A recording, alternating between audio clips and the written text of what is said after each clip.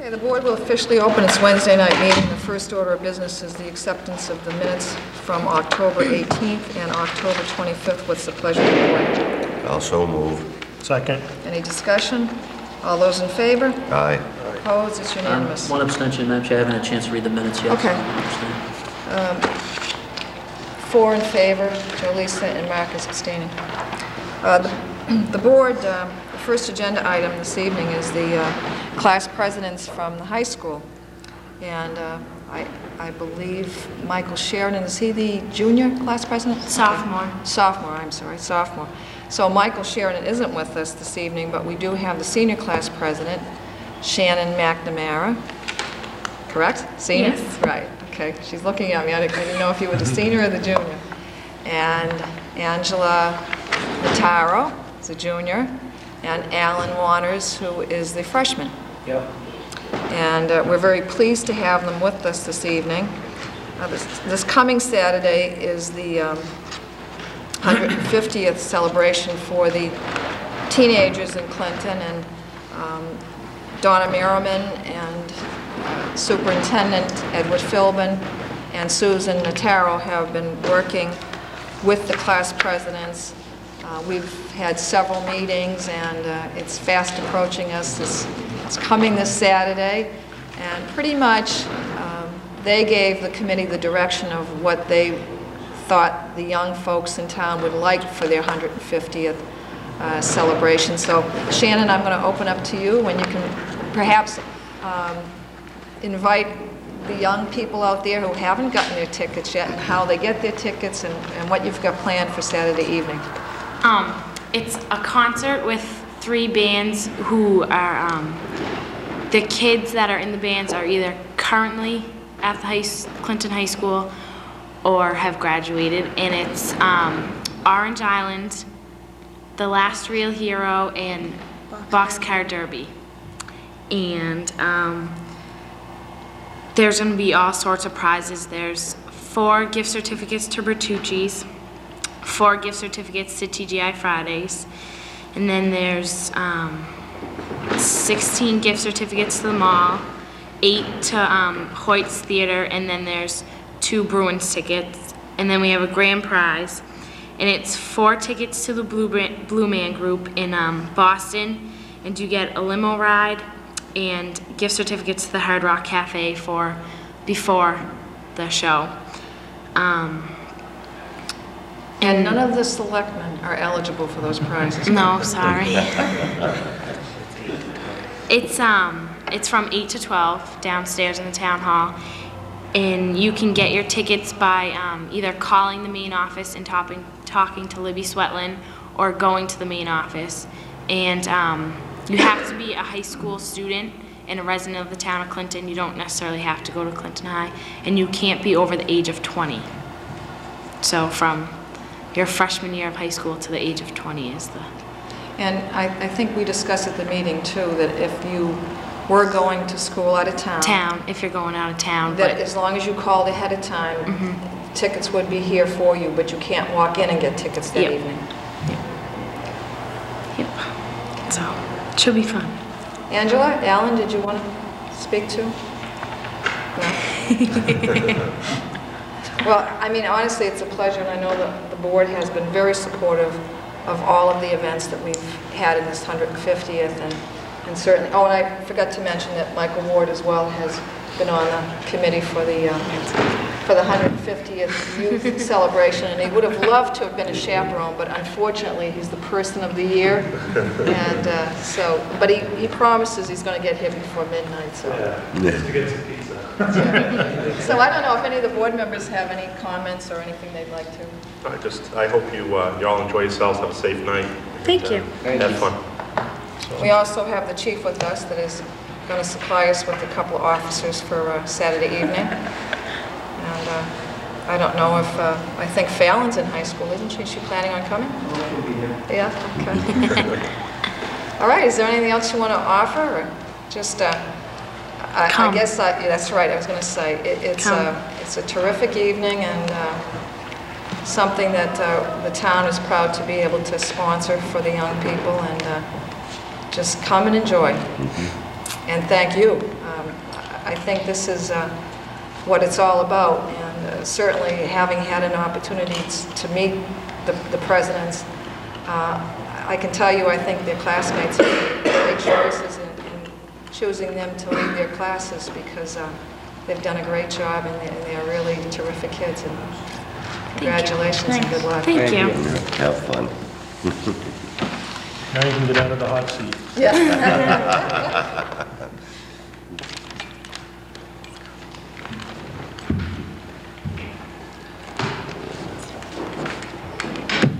That wasn't bad.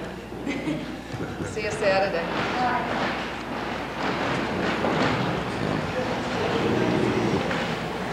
Okay, the next agenda item is the Sunday package store opening hearing. And this has been something that has been going on for a number of years now, that allows the package stores to open from Sunday, November 19th through Sunday, December 31st.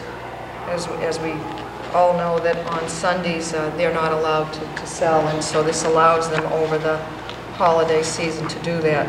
And it constitutes having a public hearing, so I would first ask if there, and all of the establishments, I believe, Michael, have received Yes, they've all notification. received notice, and they've all contacted the office indicating their desire to be open on Sundays. We would like to write specifically the in motion, because it requires that they send a letter to us and that they get a permit only if they contacted the office. They all have contact. Okay. The establishments that would be Apple Country Markets, Beer and Wine Store, Burke's Market, the Wine Merchant, Sonny's Liquor, Wachusett Bottled Liquors, Victory Market, and Berta Hill Market. So I'd first ask if there's any board members that have any questions about the Sunday opening. I know, Mark, you're new to the board, Yeah, but yeah. this has been going Okay, on for a sure. number of years. Public hearing, I would ask if there is anyone that would like to speak against this request. Move that closed. Anyone would like to speak in favor? Move that closed. What's the pleasure of the board? I'll make a motion, we grant the request for the openings for the holidays at the establishments you just mentioned. Second. Any discussion? All those in favor? Aye. Opposed? It's unanimous.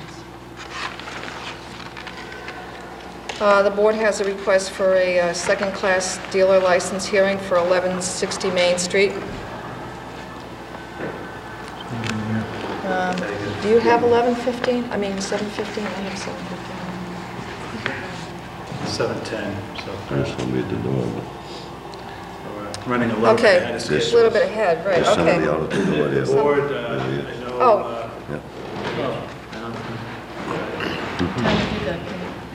Oh, 9:50, 7:09. Okay, so it isn't 7:15 yet, so I don't know if the board I'll- wanted to take I was going to say, well, something out of order. yeah, I'll accept a motion to go out of order. I'll make a motion, we go out of order. Second. Any discussion? All those in favor? Aye. Opposed? It's unanimous. Claire, would you like to come? We're a little bit ahead of schedule, so.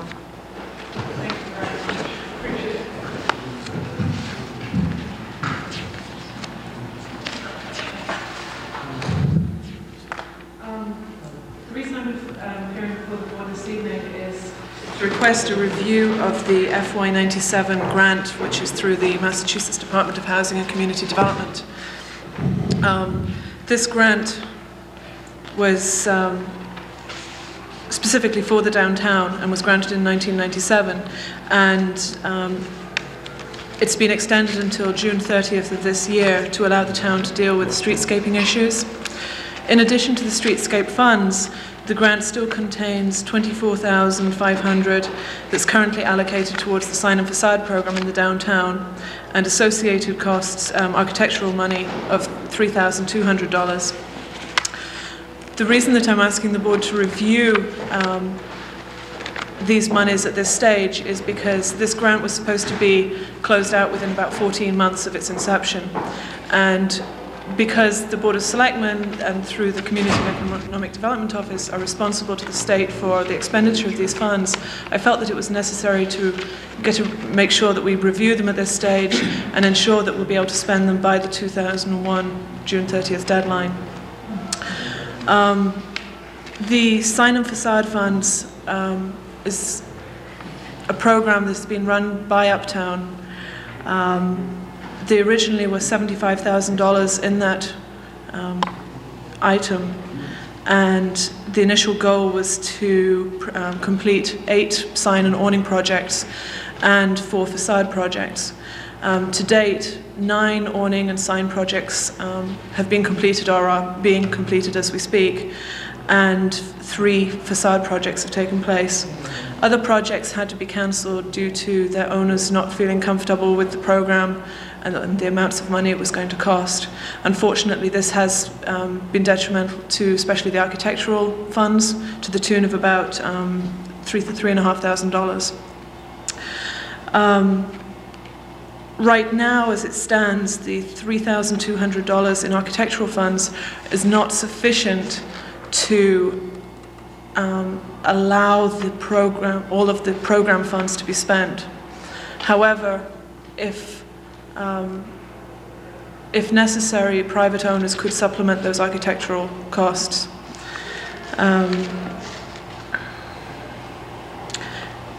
So in essence, wait, I'm sorry. Sorry.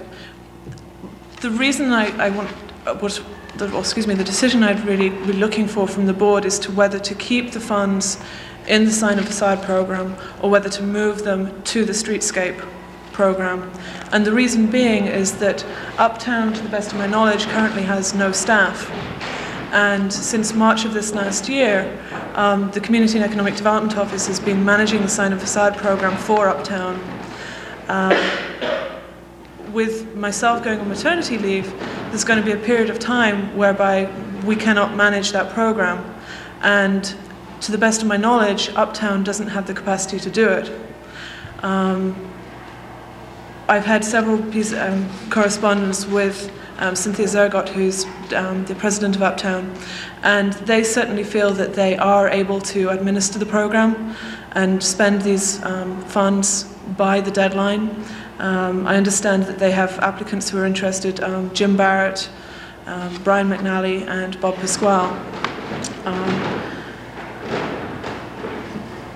But the thing that concerns me is that although I've requested information from Uptown as to how they're actually going to manage this program, I haven't received that information back. They tell me that they can do it, but I don't know how.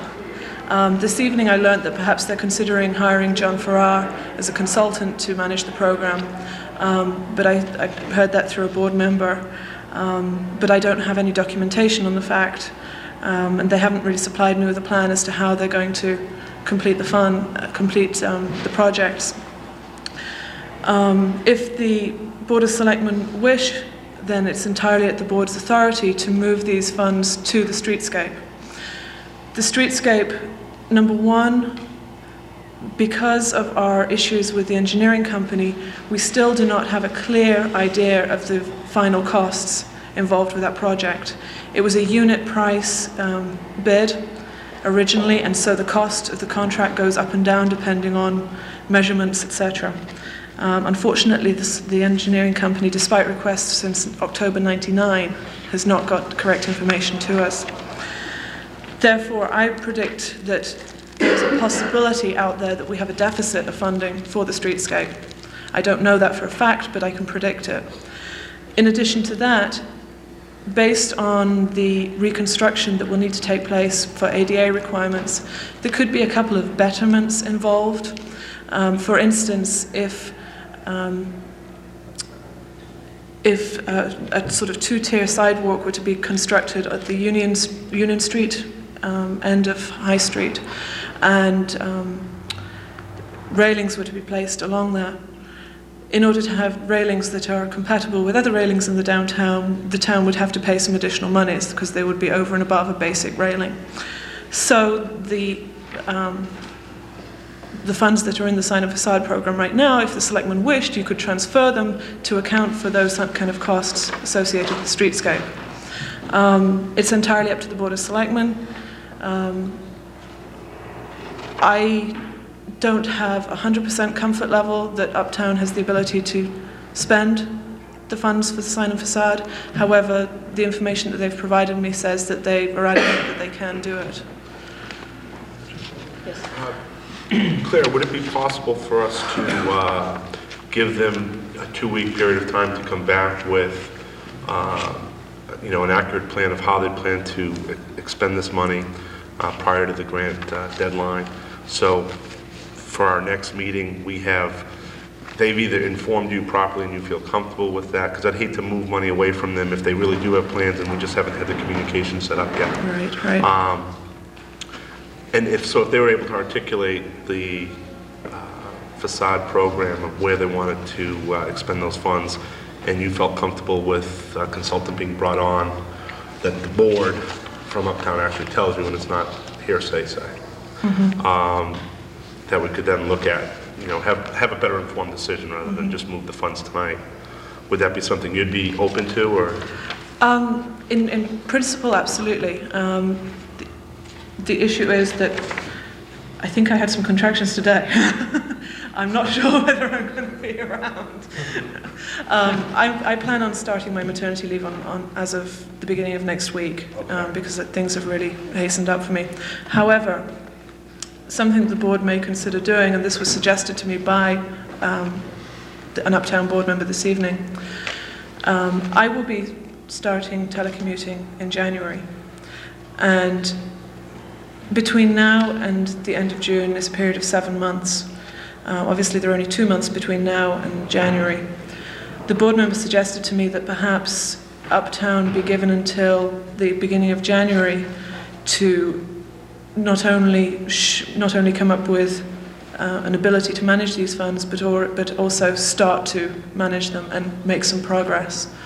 And if at that time they haven't made sufficient progress to show that they can spend the funds by the end of June, that perhaps at that time the selectmen say, okay, we're exercising our authority to transfer those funds. That window of time would not impact, you don't feel that would impact our ability in any way? If we were to act in this beginning of January, for instance, if they don't come back to you when you're telecommuting and make you feel comfortable with what they plan to do, then we could take the appropriate action to move the funds into the streetscape. I'm hoping by then we have a better idea also as to what we're up against with streetscape as well. Right, yes. Because not only that, but should those individuals come forward with a plan, it would have to come before us anyway.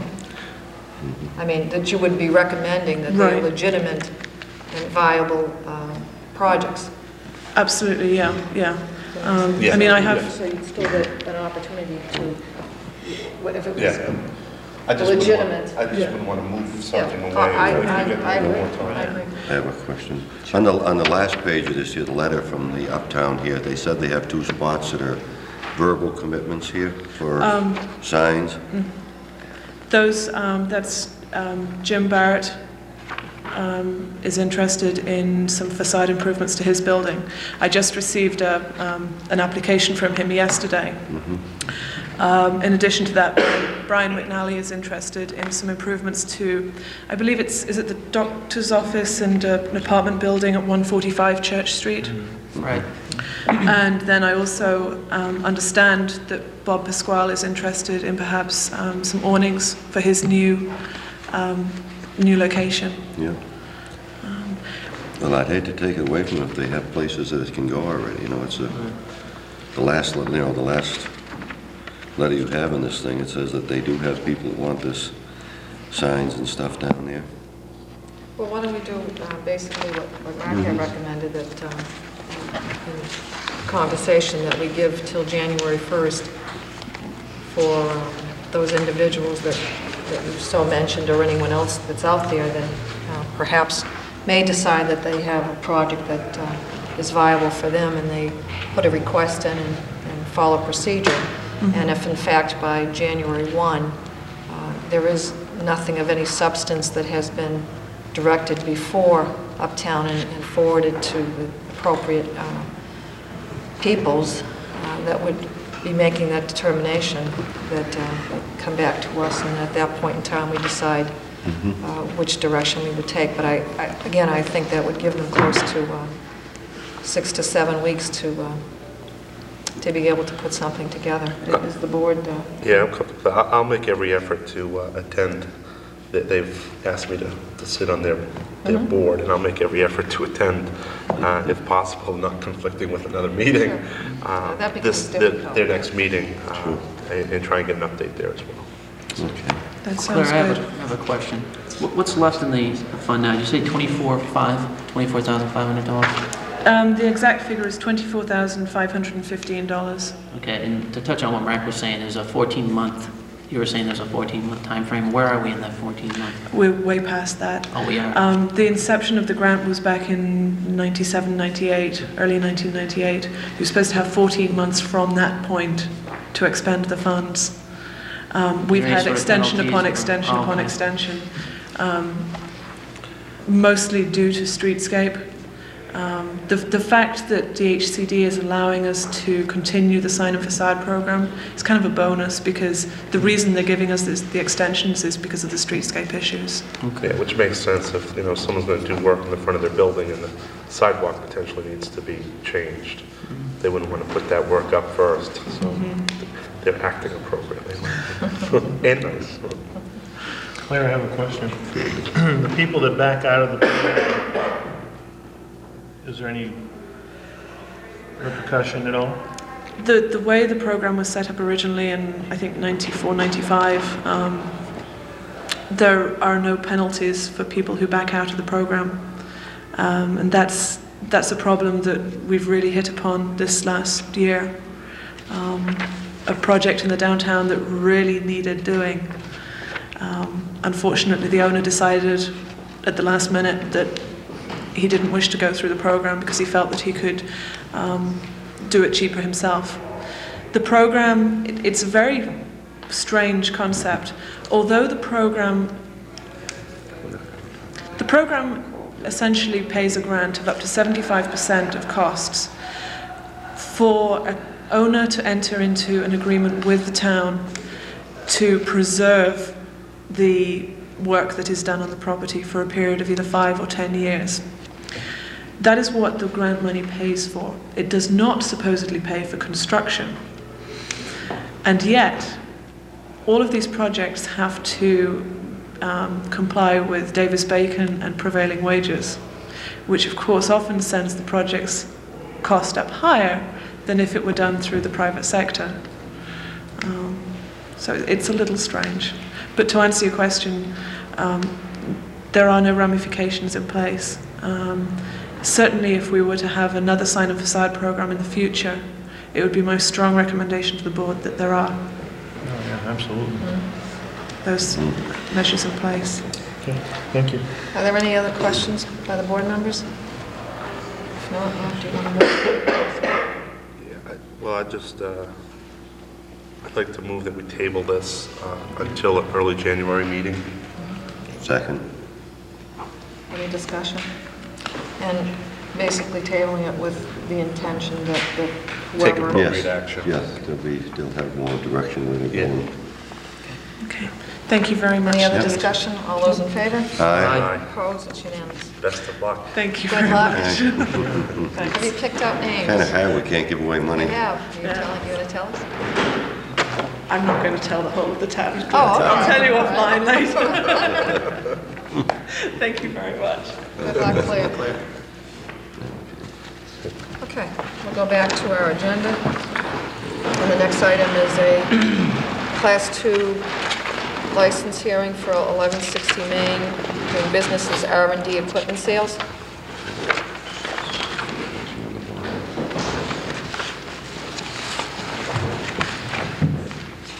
You could just give your name and address to the secretary for... Name and address. Darcy Danby, 17 Clark Street.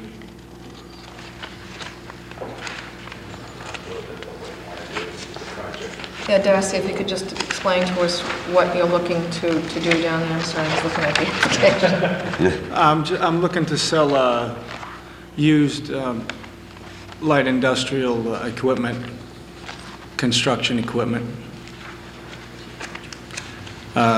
tractors, dump truck, light to medium duty dump trucks, and construction equipment.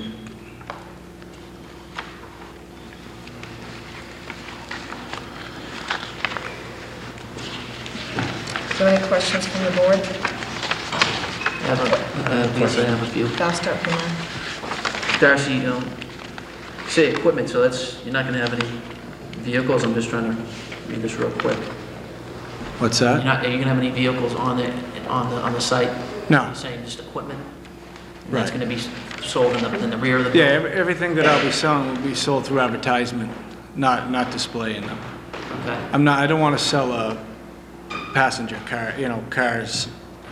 It's not what I'm interested in selling. You're just gonna sell truck parts, equipment type? Not parts. Oh, trucks themselves? Right. So, okay, I'm sorry, you're going for class 2 license. How many trucks do you want to sell? Doesn't say that on the license or anything. Maybe, I have room for about a half a dozen in the back of my building. So 6 you want to go for? Right. And you would sell those in the rear of the building, in the back? Yeah. Okay, through advertising. Thanks. That's all. Mark, do you have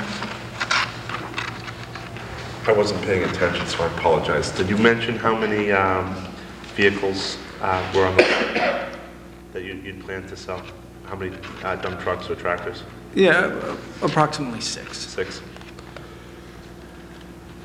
Is there a way for us, I'll direct this to town solicitor, if he could help me with this, is there a way for us to classify or to approve a license with the guidelines that it be commercial construction vehicle, or class 2 is a class 2, and it could become anything on that lot that we... Without having the statute in front of me, I'll give you my understand. opinion, and then I will give the caveat that obviously I'll take a look at the statute in a moment after I give you the opinion. But you can place whatever reasonable conditions on the license that you deem appropriate. And certainly, if that's one of your considerations, I think you would have the authority to do that. Certainly, there's a host of different issues that you can consider in either accepting or rejecting a license. One is the beautification of the area, the impact upon the area, traffic, and things of that nature. So you can place reasonable restrictions upon a license, yes. And that would include age of vehicles as well, potentially. I believe so, Years yes.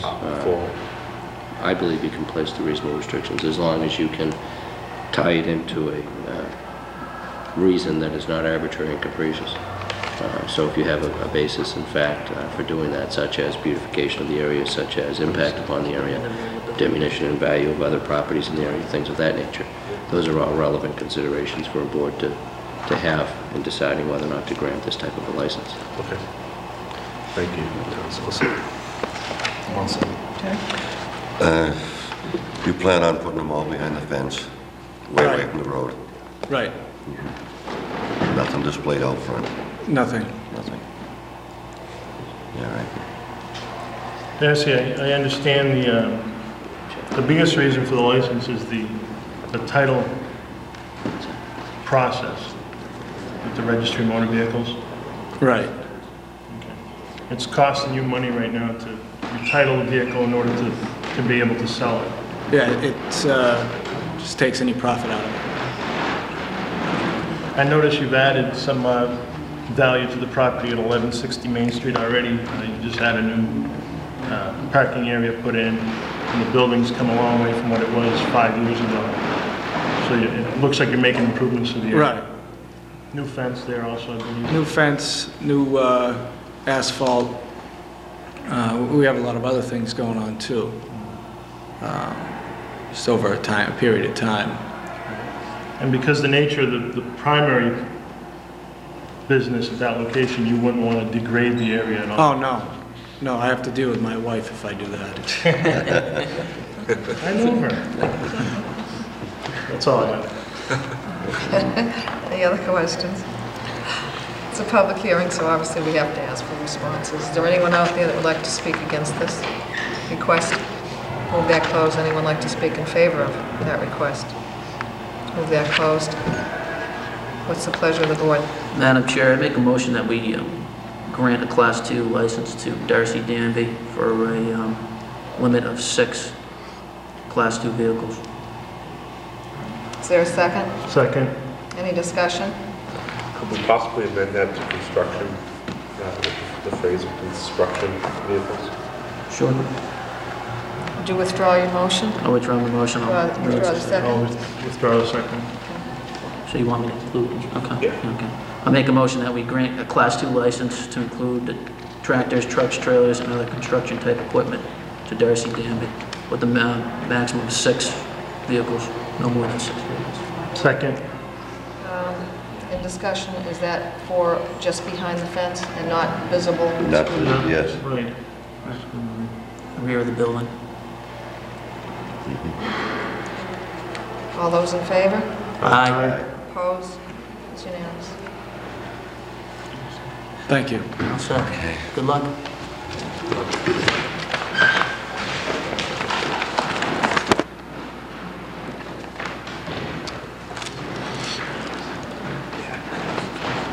The board has a federal block grant hearing with Police Chief Levenger.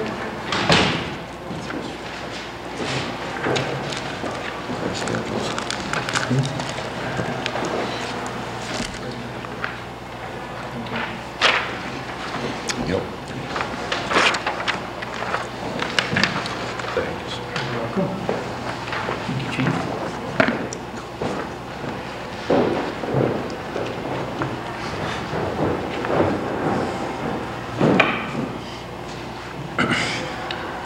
Chief? Good evening. This is another public hearing for another block grant that we have made application for, and as part of the conditions of the block grant, we have to have a public hearing, and prior to the public hearing, we have to have a hearing with a committee consisting of someone from the district attorney's office, someone from the court, someone from the public schools, and someone from a local social service agency. We did hold a meeting Friday, November 10th at 10:30 a.m. at the Clinton District Court, and members of all those organizations, plus the Clinton Police Department, did meet to discuss how we were to spend this block grant. The block grant is in the amount of $20,349, and we have to match it with $2,261 for a total of $22,610. The match will come from the Police Department Law Enforcement Fund drug forfeiture account, so it's not coming from the taxpayers, from the taxpayers. The proposed budget items that we discussed were police bike jackets for the bike patrol, and there were 18 of them at $250 a piece for a total of $4,500. A video cassette recorder monitor printer for $2,500.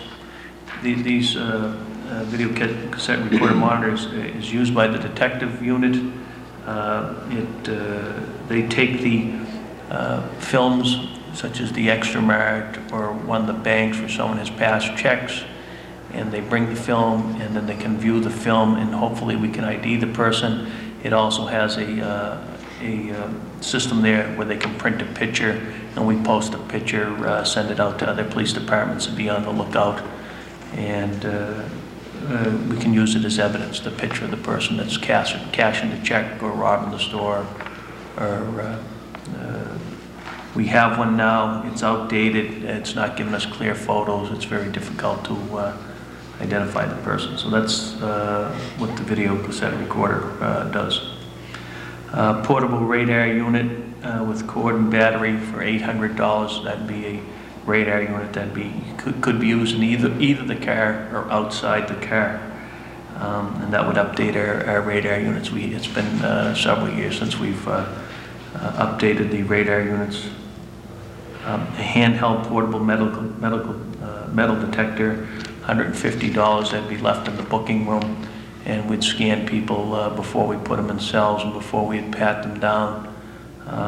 It's a sensitive portable metal detector. It'll pick up needles, avoid getting needle sticks from officers sticking hands in pockets. Pick up foil in case there's any drug evidence wrapped in foil. It can pick up small amounts of metal. It also can be used for weapons, determine whether the person's using weapons or jewelry. If you put them in the cells with jewelry, they can do an awful lot of damage. Even a penny, they can scratch the paint off the walls. They can scratch the glass in the cells. Can do a number on the cells. That $150 is well invested. This DSL line equipment installation. This is for the payroll. I believe Mike Ward and Lorraine has requested that we try to get online so we can do our payroll electronically and send it over this way. That also includes a printer for the secretary. An inkjet printer for the officer report room, so that's just to upgrade a printer, and they need the inkjet printer to do their accident reports. It prints the form and everything, and you can't. It's tough with the other type of printers to line up the numbers and everything. So, and that's for $500. So the total equipment expense out of this grant would be $14,000 we expended. The rest of the money would be spent on overtime for directed activities, which would be bike patrols, alcohol enforcement, warrant apprehension, crime prevention, youth programs, and community policing programs. That'd be $8,610 for a total budget expense of $22,610. Board, have any questions about the detail? I'd just like to see a little more visibility downtown with the police officers on foot patrol. Okay. Down through the center of town and down to the depot and around like they used to. Okay. Park. So, yeah, start from the station, just make the tour like a little more visibility down there, because it seems like they're in the cruiser cars, but it doesn't help much. I mean, they're congregating over here in the Corcoran House in front of the town hall stairs, and I know some of them have gone over, the selectmen have gone over and asked them to come over and chase them out of the park before. And we're having a little too much. So I think that would help.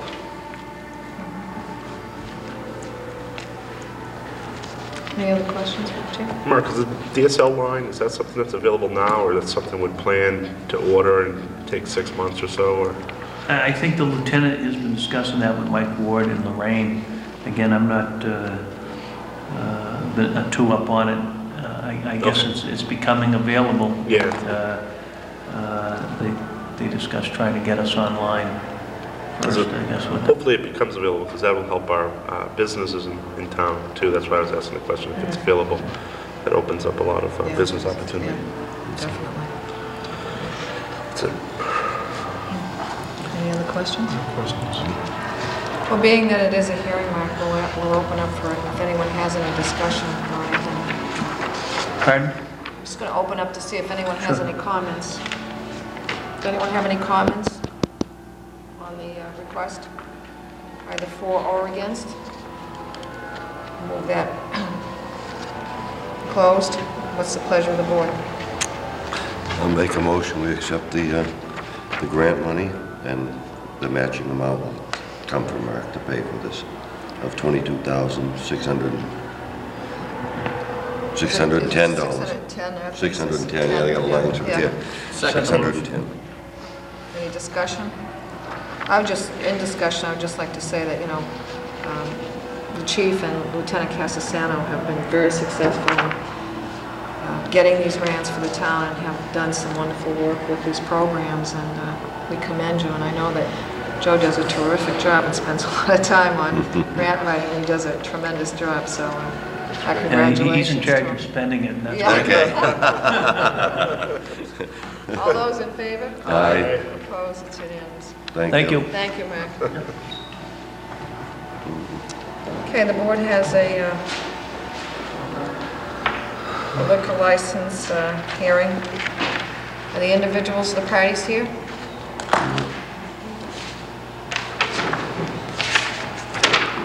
Off at 2 Sterling Street, doing business as Good Times Bar. Is anyone here?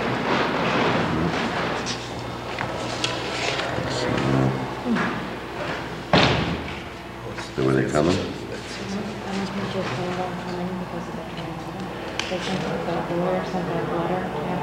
Yeah. Has it been postponed? They just got word of it.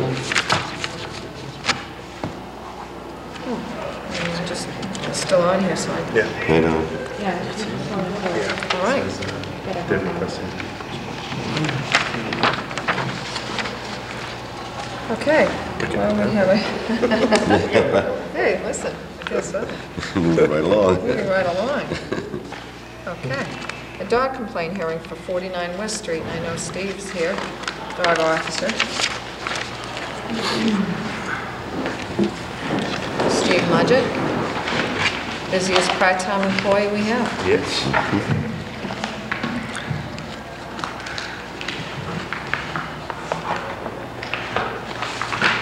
Steve, just to let you know that we have 49 West Street as the first hearing.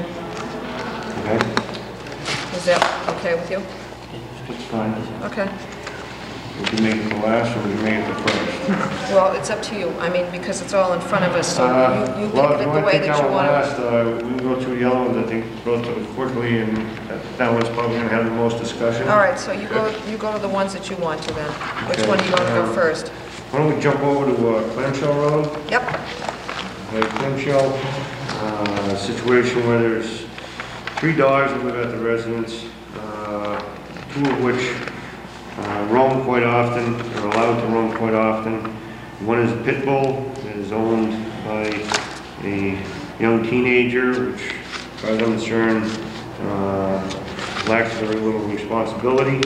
There's been an incident with the pit bull with the Roushers up the street where they have cattle. One of their cats was badly injured back some time ago. I've been up there several different times, so they continue to be loose at different occasions. They've been fined up to $300. $200 has been paid. $100 is still outstanding in fines for the dogs being loose. It's been kind of an ongoing matter. I've kind of made a recommendation for you. If you want to take a moment to look over my recommendation. Well, why don't you just tell us what it is, and then we'll... All right, my recommendation is that the pit bull be removed from the town of Clinton immediately. Failure to do so, the dog will be removed by dog officer at the expense of Diane Hildreth, landowner and keeper of the dog. This is the dog that I referred to that is owned by a young girl.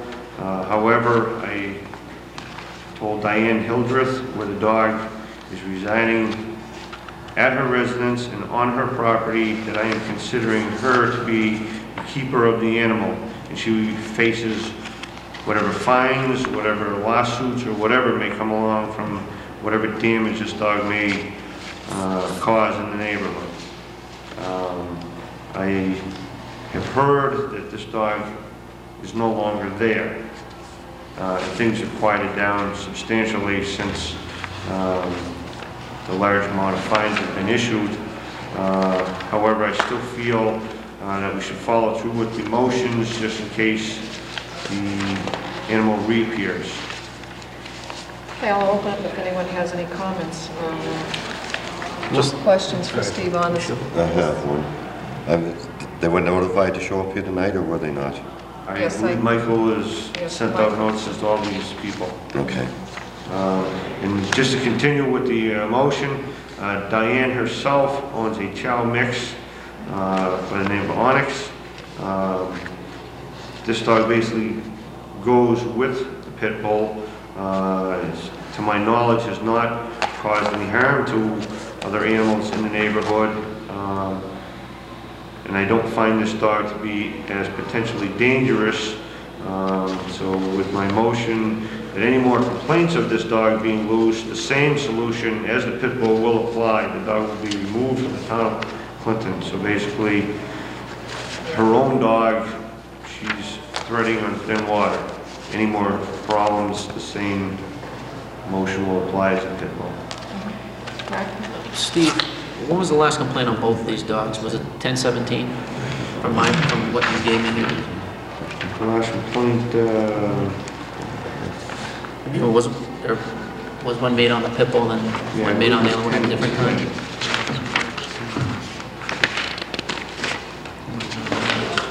Just trying to put a timeline on them. When's the last time you had a deal? 10/21. This is the last time I received a call from that area where the dogs were loose. Now it says that. Okay, so it was both the dogs that came over? Yes, the two of them generally run together. Okay. The fines that were issued were only the times that I've been able to personally see the dogs running loose. It doesn't mean that every time the call came in that they were just fine. It was the pit bull though, it's been attacking everyone else, Right. cattle up there. Right. Pit bull is very aggressive with other animals, especially Vicious. small animals. Yeah. To my knowledge, I don't believe any damage has been caused to any of the beef cows that are up there. However, it's a situation, I think, if it continues, it's inevitable. That's all I have. I'm all set. Terry? I'm fine. Dean? Is there anyone here representing, or let me ask, is Diane here? Diane isn't here? Diane isn't here? couldn't hear you. Yeah, I just got in. It's Hilda. Yes. Would you like to come forward? Would you like to speak? Sure. I didn't quite hear what you were saying. Basically, Well, why don't you just sit down, give me an address to the secretary. it's Diane Stevens, actually, or Hilda, if they go by both. And the address is 15 Clamshell Road. Essentially, what the dog officer has recommended to this board is that the pit bull be destroyed, and that your animal, if it continues to, he continues to have complaints, that the same order would be recommended in a motion to this board. And so that's basically where we are. Some of the board members have asked some questions to Steve about the complaint, and that's where we're at. So it would be your opportunity at this point if you would like to offer any information to us, or...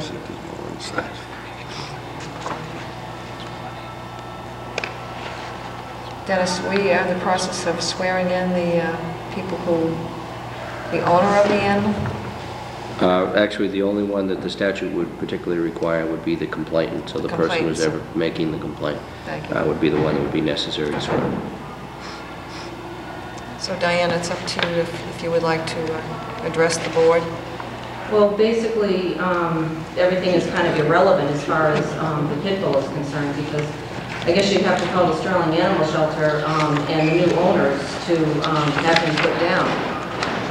Because I had said all along that, I was trying to deal with him in a humane way, and, I personally think that it's pit bull hysteria. Because of the fact that he is a pit bull, people were afraid of him. I have people in and out of my house, more people than I would like. And he's never attacked anyone, never even lunged at anyone. But basically, I didn't want him either. It was just, too much for me to handle. And so finally did find some room at the Sterling Animal Shelter. And as far as I know, as of last week, he was adopted out. And how about your dog? Which I have, I think it's the smaller one, which was the problem. Onyx is the one Yeah. that we're referring to. Yeah. I'm sorry, Steve? Onyx is the one that we're referring to. We've spoken at length as far as, what I was trying to do. And, I mean, I fully respect the fact that, you know, he was a difficult dog, and I've dealt with him. The other dog basically went along for the ride. What would happen was is that the pit bull would push the door open, and then they would both go in. Now that the other one is not there, I don't think that I don't see how that there could be a complaint, because she hasn't been loose as far as I can see. Do you realize that there's a 24-hour leash law in this town? And I think that there's basically really a double standard, because when I moved to that town, all of the dogs were loose constantly. None of them were tied. My next door neighbor on the other side of the bridge has never tied her dog. She had 2 dogs at the time that I moved there. One has since died, but you know, the older one, I mean, that was part of the complaints, that, you know, he was being chased by one of my other dogs. Well, there wasn't, I mean, you know, yeah, she's Well, we can't deal with hearsays and whatever. We have to deal with the complaint that's in front of us. And right. obviously, there have been complaints to the dog officer. The dog officer obviously has been in your area, and obviously, this is not the first occasion, because you've been fined Right. And on several occasions, and when you get to those size of fines, obviously it indicates to us that this is an ongoing situation. And, you know, we take these complaints very seriously, so. No, I appreciate that. What I would like to find out, though, is do I have the same right that if I see a dog running around where there is a 24-hour leash law, I can name several of them that are constantly That's your running. prerogative. I mean, we can't By all dictate means. that from here. Absolutely, that's your prerogative. I mean, I know last year we were trying to find another dog that you were trying to find. But that's not the issue at hand, Diane. And so, you know, what you do on your time in your neighborhood, you have to address that yourself, as far as if you want to call and complain to the dog officer. That's not what we're here for tonight. We're here for a complaint that we have to, excuse me, make a decision on. Well, the dog is never loose at this point, so I don't see how that there could be any other complaints. If there is, then, I mean, I don't understand it. There hasn't been, I'd say, for probably a good 2 weeks. I have not had any complaints, and that's basically why I made him mention that I had felt that the pit bull had been removed. That was part of the discussion I had with Diane. She had asked me suggestions, which I gave her suggestions to the animal shelter, Worcester Animal Rescue League, or possibly putting the dog down. And then basically she needed to decide what she felt was the best option for her and make a decision. The problem had to end. And I would have to say that now that the pit bull is gone, Onyx doesn't seem to be a problem. However, you know, where it has been a problem for some time, that, like you say, this is a, you know, you take it seriously, and also it gets to be a real pain in the neck. You know, out of the whole town, there's always, you know, just a handful of people that, you know, a handful of people that just continually seem to be a problem. And that's why I feel that even though the pit bull has been removed, that, you know, Diane understand that with the problems that we've had, that we continue to follow through, and that she gets the message that the dog has to stay in her yard. Okay. Thank you, Diane. We'll call, I know there are 2 of the complaintees here this evening. Okay. Whoever would like to come up first. Could you just give us your name and address, please? Yes. Your name and address, please. Frederick Rocher, 18 Pine Hill Road. Okay, and I believe the solicitor has to swear you in. Thank you. Just got a little. I'm required by the statute to actually give an oath to people that make complaints under this particular statute, so I apologize for the formality, but I have to follow this procedure. Yes. Could you please just raise your right hand, please? Do you swear that the information that you're about to give the Board of Selectmen shall be the truth, the whole truth, and nothing but the truth, so help you God? Yes. Thank you.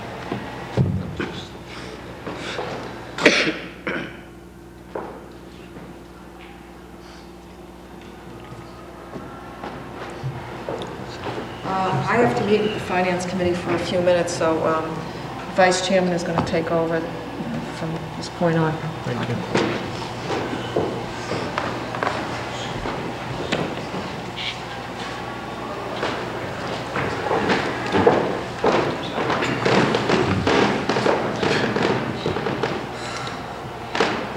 Dennis, are we all set? Yes, I'm sorry, I apologize. Okay. Go ahead, Mr. Rossi. Well, yes, I wish we never had to be here tonight, for myself. This started in the early spring, this dog problem. And in May, I don't know what day, but in the middle of May or so, I told Diane that the dog was coming down, this pit bull, Rottweiler mix, was bothering my cows. And I said, Diane, I don't want any problems. Can you just keep your dog locked up? It happened numerous times. 2 weeks later about, it attacked my daughter's cat and darn near killed him. I got over $2,000 in medical bills here to prove it. The Lord wants to see it. After that, the dog is loose again. The lady down the street who was right at the farm says the dog is chasing the cows again, along with another one that Diane has that I'm not that concerned with, but they work as a team.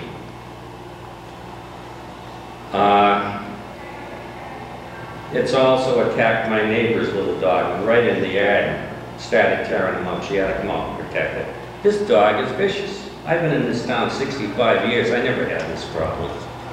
Now that the dog is gone, Mr. Rossi, do you Is feel... it gone? Yes. I believe it is. That's what she's claimed. It's gone. It's It is at off of Sterling. Clamshell Road. Sterling Out of Animal the Shelter. town? Sterling Animal It's at the Shelter. Sterling Animal Shelter. Okay, yeah. Where they placed it, I don't know. No, hope it ain't back Hopefully in it didn't Clinton. come back to town. Steve says there hasn't been a problem there in a couple of weeks. The dog officer says there hasn't been a problem in a couple of weeks. If there is, we'll need to notify Steve immediately. If the dog should happen to return to the property, I doubt it will, but we'll need to follow up at that point. I don't believe we need to do anything else if the problem dog has been removed. Steve, do you feel the problem's... Yeah, I mean, you know, taking Diane's word for it, she claims it's been taken to the Sterling Animal Shelter. I don't know if she has any receipts or any, you know, generally you have to sign a form when you go there and... Why don't we ask her? Yeah. Diane, do you have any paperwork that says that you've... I don't know, because I was not the owner of the dog, so I did not take him there. I have since talked to the woman at Sterling Animal Shelter last Tuesday, and she told me that he had been, let out, or adopted out, so I don't know if the owner has any papers. If you'd like to, I could certainly if you call Sterling Animal Shelter, she'll let you know. She's very familiar with that. Well, why don't we have something in writing presented to the town administrator?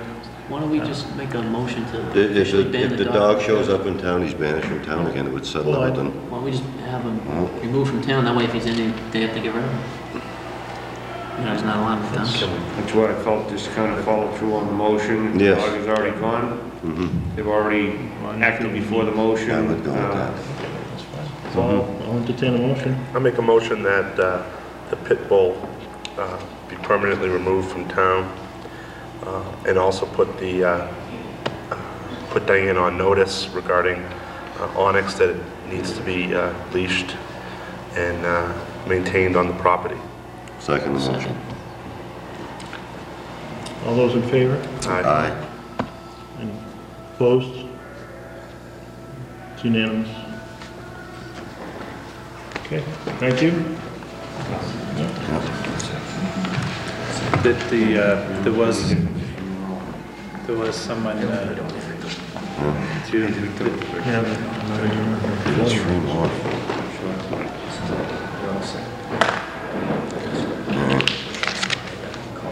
No problem.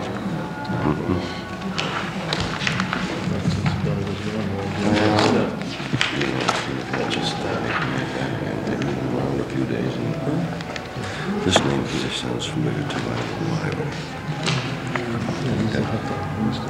All right. All right. You want to continue, or you want to wait till she...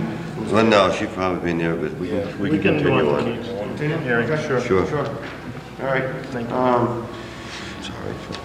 Okay. I'm going to kind of work, I'm going to kind of continue to work backwards here. Okay. Okay, so the next hearing would be... The next one, I'd like to go to 19 Flag Street.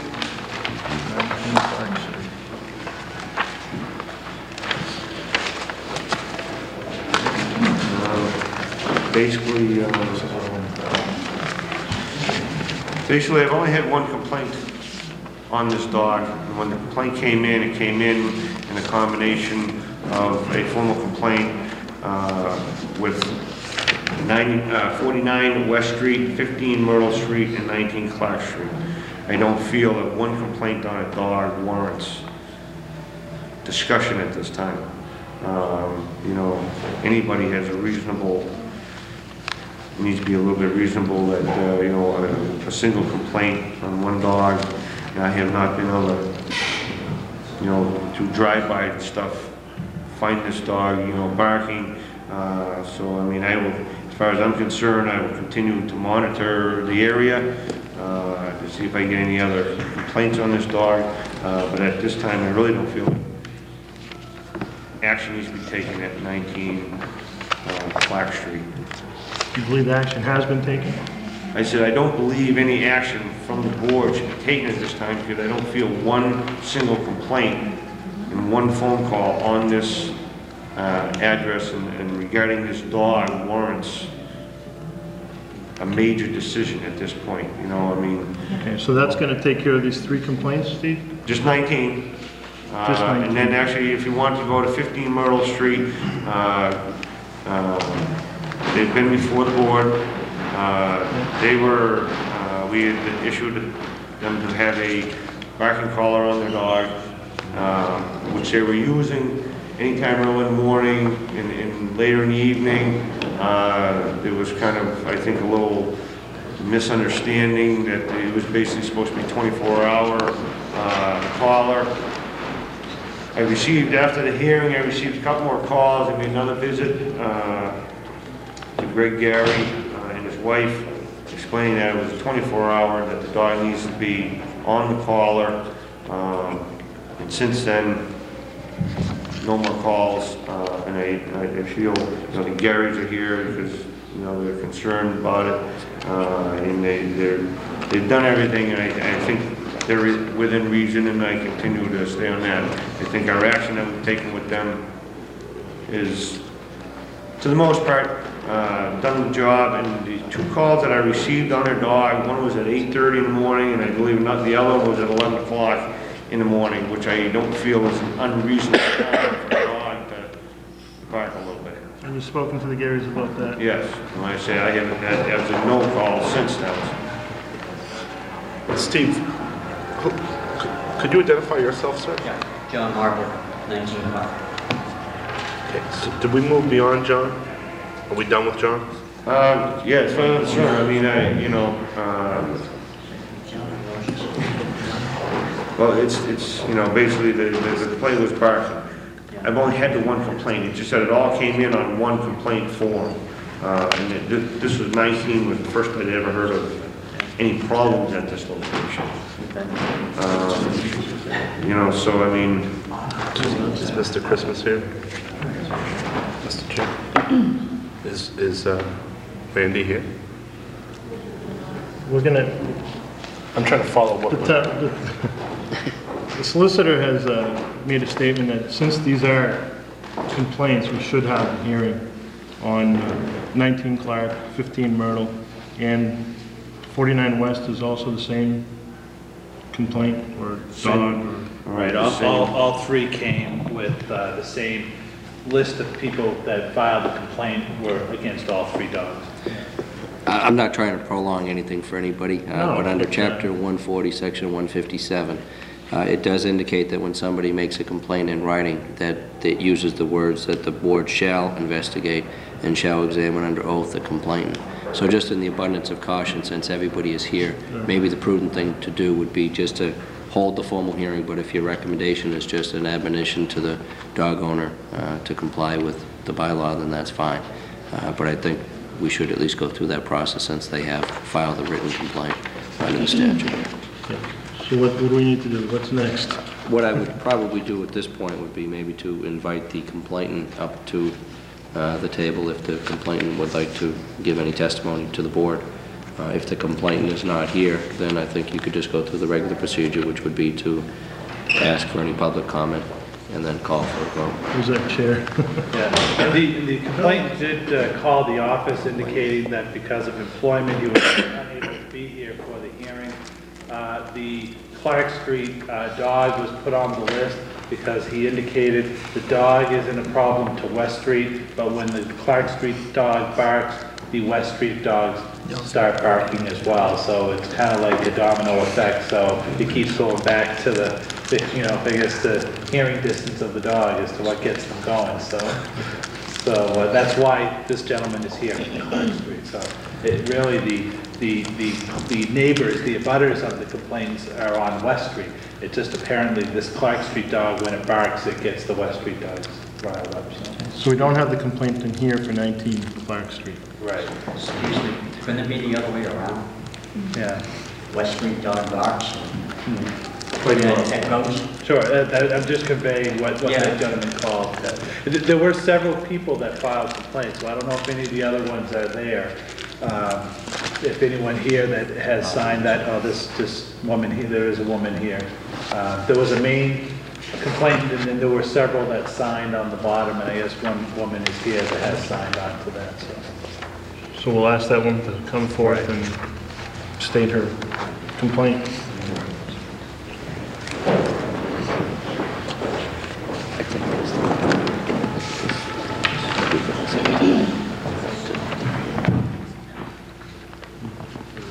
I'm getting to the area at 33 West Street.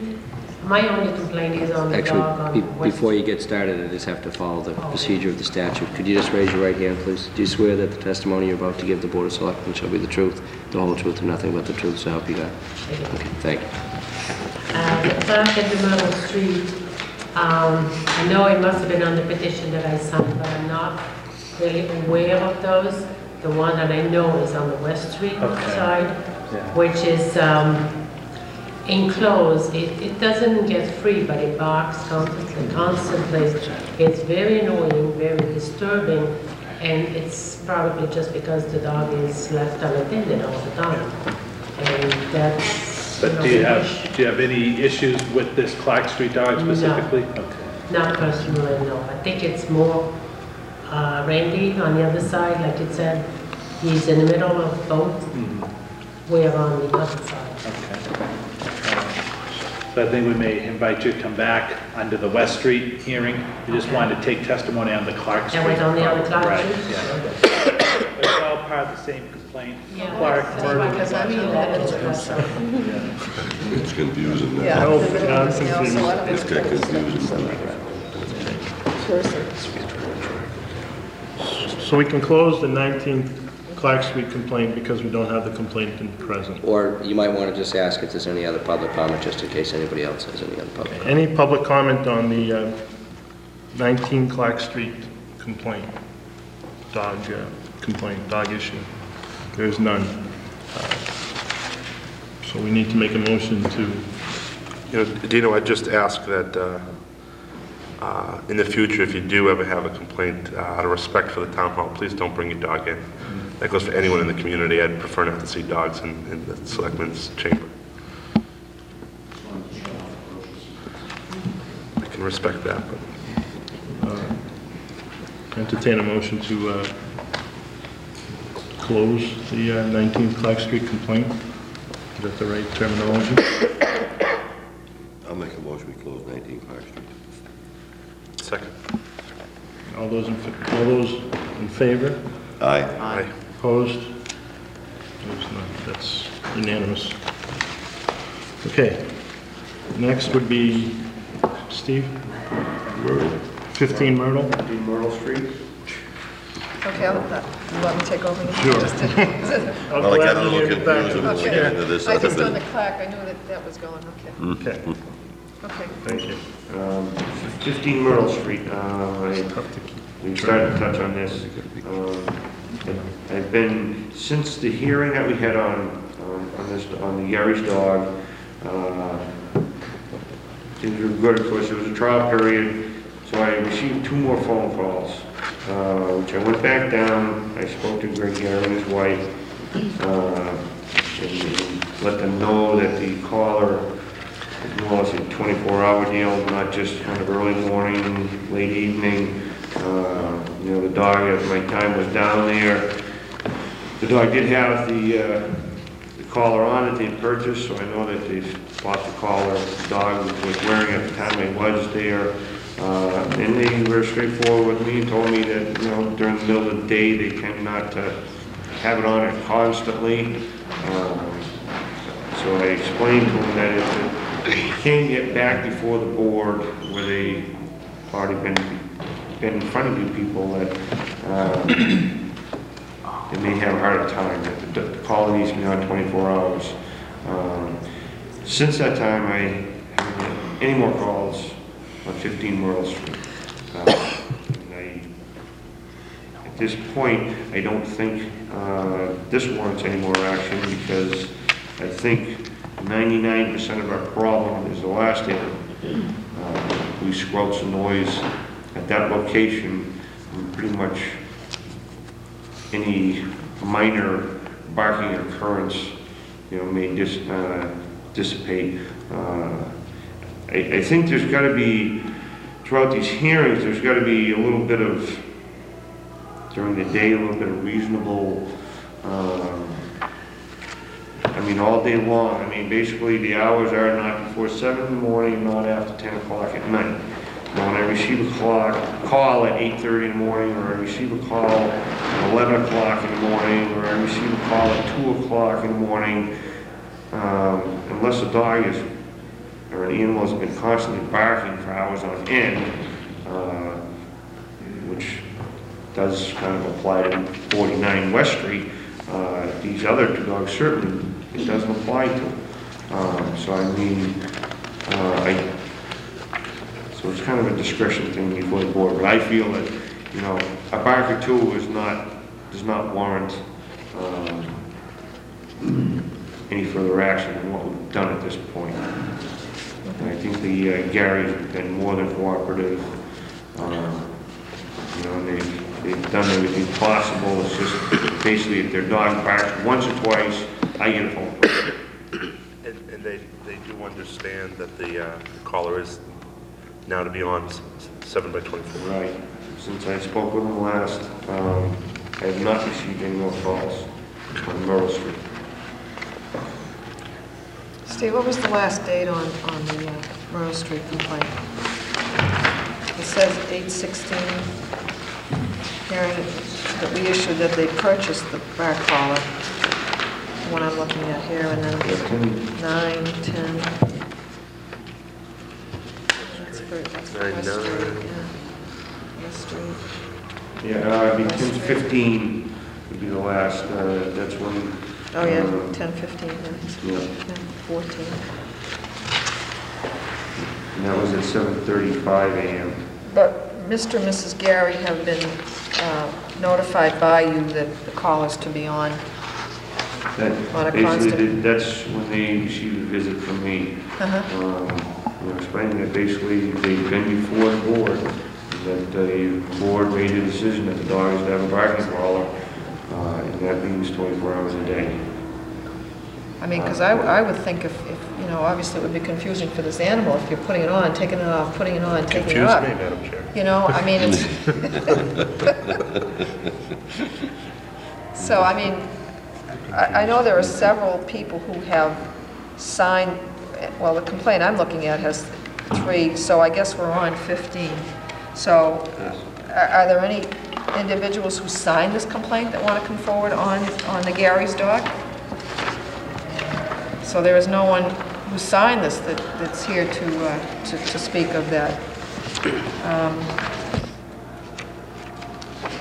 What's the pleasure of the board on this complaint? I make a motion that we move to close taking no further action at this time. Is there a second? Second. Any discussion? All those in favor? Aye. Opposed? It's unanimous. So we'll move on to 49 West Street. Okay. 49 West Street, Mr. Krantz, owner of a couple dogs. These calls have been on for quite some time.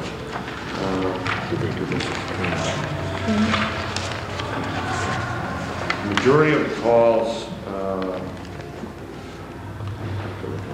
or all of the calls on my record, other than I've had one call back 2 weeks ago or 3 weeks ago, has only been by one complaint. And that same complaint is the one for all three of these. The police have been called down to West Street on different occasions. They have found the dogs to be barking on some of the occasions, and they have found the dogs not to be barking on other occasions. I have basically gone the same route. I've been called, I've been down there, haven't heard a peep in the whole neighborhood. Other times, the barking, and that's how I finally got there. I spoke with Mr. Krantz basically that there was people in the neighborhood complaining about his dogs barking. And told him, the police have been here, I've been here, you need to do something about your barking. I received more calls. Made another visit down. The call was around 11 o'clock. I don't know exactly the date. I mean, we can read through the number of logs here. However, I went down. It was around 11 o'clock, 11:30 at night. Reported the dog at 49 West Street was barking. Went to the door. There, in fact, was a dog barking. I couldn't find the dog. Knocked on the door. A young lady came to the door. And I asked if that was her dog barking, where was the dog located. At which time I was told it was coming from Main Street, that it wasn't their dog, and their dogs were inside. However, I continued to walk in their backyard. Upon me entering the backyard, in the far corner of the backyard, on about a 6-foot rope, was tied one of their dogs, barking its head off. There's no doubt in my mind that these dogs bark at all hours of the day, all hours of the night, all hours of the morning. It seems to have made no difference whether I've been here, whether the police have been there. At the same time, I asked Mr. Krantz for his license number for the dogs for the town of Clinton, and I wanted to see proof of rabies. He went in to look for him, came back, claimed he could not find him.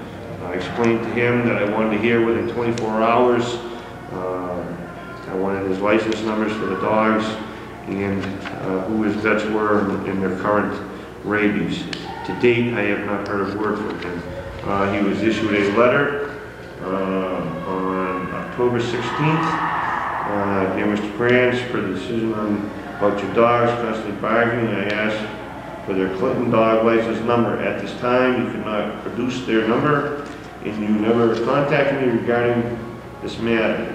A fine of $25 per dog was issued for a total of $50, and if dogs are not current on rabies vaccines, an additional fine of $50 per dog will be issued for a total of $150. If you have a current license for your dogs, please contact me in 5 working days with your current license number, and the above fine will be waived. However, if they are not licensed and not current on their shots, you will be fined. You will be held responsible for the fines payable to the town of Clinton at $150 by 10/20 at the Clinton Selectman's office. To date, I believe I haven't heard anything, and I don't think Joe Lisa has heard anything on these dogs. Well, let me ask you on this complaint at 49 West Street. Again, there have been people on West Street that have signed this complaint, and I guess none of them spoke to the last hearing. So are any of those folks here to speak? You were here for the 49 West Street. Okay, if you could come forward again. And Steve, as she's approaching the board, do you believe to be, now you said you've been down there several occasions. Have you ever witnessed this animal? And obviously, as I read, it's a pit bull, correct? No, they're more of lab type dogs. says pit They bull. refer to it as a pit bull. Yeah, they refer to it in here as pit bull. No, I don't think it's a big dog, no. Actually, that could have Must been have- must have been right him like up here this. between the two of them, so maybe a little, but no, they're more of a lap type. They don't seem to be a vicious dog, they're just noisy dogs that don't stop barking. No, they're more of a lap type. What did I see? I know I saw a pit bull here. Oh, yeah, it says call to report that neighbor's dog was barking pit bull. So it's not a pit bull? No. Okay. No, typo. Okay. But have you witnessed this yourself? Absolutely, absolutely. Like I said, I've been down, when calls first started coming in, by the time I get, because a lot of these calls will come in at, late evening or, kind of the off hours. So by the time I get down there, I drive up and down, and I couldn't, it was either quiet or whatever, so I continued, and the calls continued. Finally, I got down there. I mean, it was like I was on a mission finally, and I got kind of figuring I'm going to get a call. I was still dressed at 11 o'clock at night or whatever, and I was there in 5 minutes, and sure enough, the dogs are barking. Like I said, the police have been there, and they have also witnessed the dogs barking, but they've also witnessed the dogs quiet too, which, just kind of happens to be timing, I mean, they may bark for 5 minutes, and then they're quiet for 5 or 10 minutes, and they're barking for, however, like I said, the last time I went down there, the dog was barking, and it's about 11:30 at night, and the dog, it was raining, I was standing outside trying to get this information, and that's when I proceeded to go around the backside of the house, and in the far corner is where the dog was tied. And like I say, the young lady that came to the door, was telling me it's the next street up, and, that's kind of irritated me because they just couldn't admit that it was their dog that was out there, and all of a sudden she disappears real quick, and then that's when Mr. Cranch came back, and that's when we had a little deeper discussion, and I asked for licenses and rabies, and like I say, as of today, I received nothing. That was a couple weeks ago, Steve? Did you That ask? was all of today. This is like the third week now we've been trying to come before the board, so it's been probably a month since my last major altercation, you might say. And the calls continue to come in. I'm sorry, I missed your name when... It is an area. Dennis, do we need to, I'm a desert. do we need to, she's one of the complaints. Sorry, I was just closing the door. I had Sorry. difficulty hearing. I'm sorry, under the statute, again, I have to swear you in, so I apologize for the formality. Do you swear that the testimony you're about to give the Board of Selectmen shall be the truth, the whole truth, and nothing but the truth, so help you God? Thank you. So you have personally experienced some of the difficulties that are in the complaint, the barking all the time? And Definitely. We live just one lane away from, on the same side of that dog. Barks for hours. He's left unattended. It's just, there's nobody that takes care of him. And he keeps on barking, and he looks like it's the type of dog that needs attention. And it's constant. It still hasn't stopped. And this is late at night, early in the morning? At all times, there's no special time. All times. All times. My times and my Is it lives. kept outside, or is it a It's dog that they ever outside. bring in? It's a dog that's Or always even kept the outside. rain. The night I was down there, it's pouring rain out, and I'm standing there getting soaked, trying to get the information, and the dogs, I say, it's not just right there where they brought it out for a quick do your business and back in. The dog's around the backside in the farthest corner on about a 6-foot rope stuck in the corner. And I honestly believe that dog was probably out there a good hour or better, and, lousy weather or whatever, just barking away. I believe he's out there 24 hours a day. I don't think he ever gets in. And he's always in that little enclosed area. You don't really see the dog from the street, you just hear him. But he's there alone all the time. Okay, does anyone else have any questions? Do you have anything else you'd like to add? No, I just would like something to be done, at least not, to get rid of the dog, but at least to control the barking. Okay. It's very annoying. Oh, I understand that. Okay, thank you very much. One dog? It's one dog? It's one dog? I was under impressions too. I've only seen the one that I dealt with that night, which I will check into. Mr. Krantz obviously is not present here this evening. And to our knowledge, I know the administrator is out of the room, but I'm sure all of the necessary documentation to all of the parties for all these hearings were properly, and I know Jolisa, his secretary, is here, that have been. Mr. Krantz had surgery, so he couldn't make the last one, but he was aware of this one. Okay. But all the necessary notification has been sent out. Okay. Okay. What's your recommendation? Right, We're on for. I have a recommendation for you. I mean, basically, this recommendation just pertains to 49 West Street. Would recommend that the dog be equipped with the barking collar. If the dogs were going to remain outside, dog officer will inspect the dogs equipped with the collar within 7 working days, with a training period of 14 days. Step 2, failure to comply with this ruling will result in your dog being removed from the town of Clinton. What's the pleasure? What about the fine, Steve? You wanna, that's the one that still doesn't show it today. The rabies shots or paid the That'll fine. still continue to go after that for, you know, All right. for that end of it. All right. You But he know, hasn't yeah. showed you the rabies shots, which are very important. The dog basically based on licensed. It's an unlicensed dog. It's not even Yeah, it licensed. sounds like it's an abuse. Well, he says he has the papers, but he hasn't produced them. This is the one we have. Based on the animal regulations, that if the dog is not, you know, calling on rabies shots and not licensed, that basically I have the right to anytime walk right in and take the dog away, and the dog can be actually destroyed. You know, I really don't want to go that route, but I think definitely Mr. Krantz needs to understand that, you know, I've had enough of this dealings. I mean, the calls are endless. And, you know, basically I've had enough of, you know, Mr. Krantz not cooperating, and I've kind of had enough of Mr. Christmas calling me and calling everybody else. And I mean, I think he's been a little bit unreasonable too. Mr. Christmas has called me. There was one evening I was down in the doctor's office, which my wife explained to him.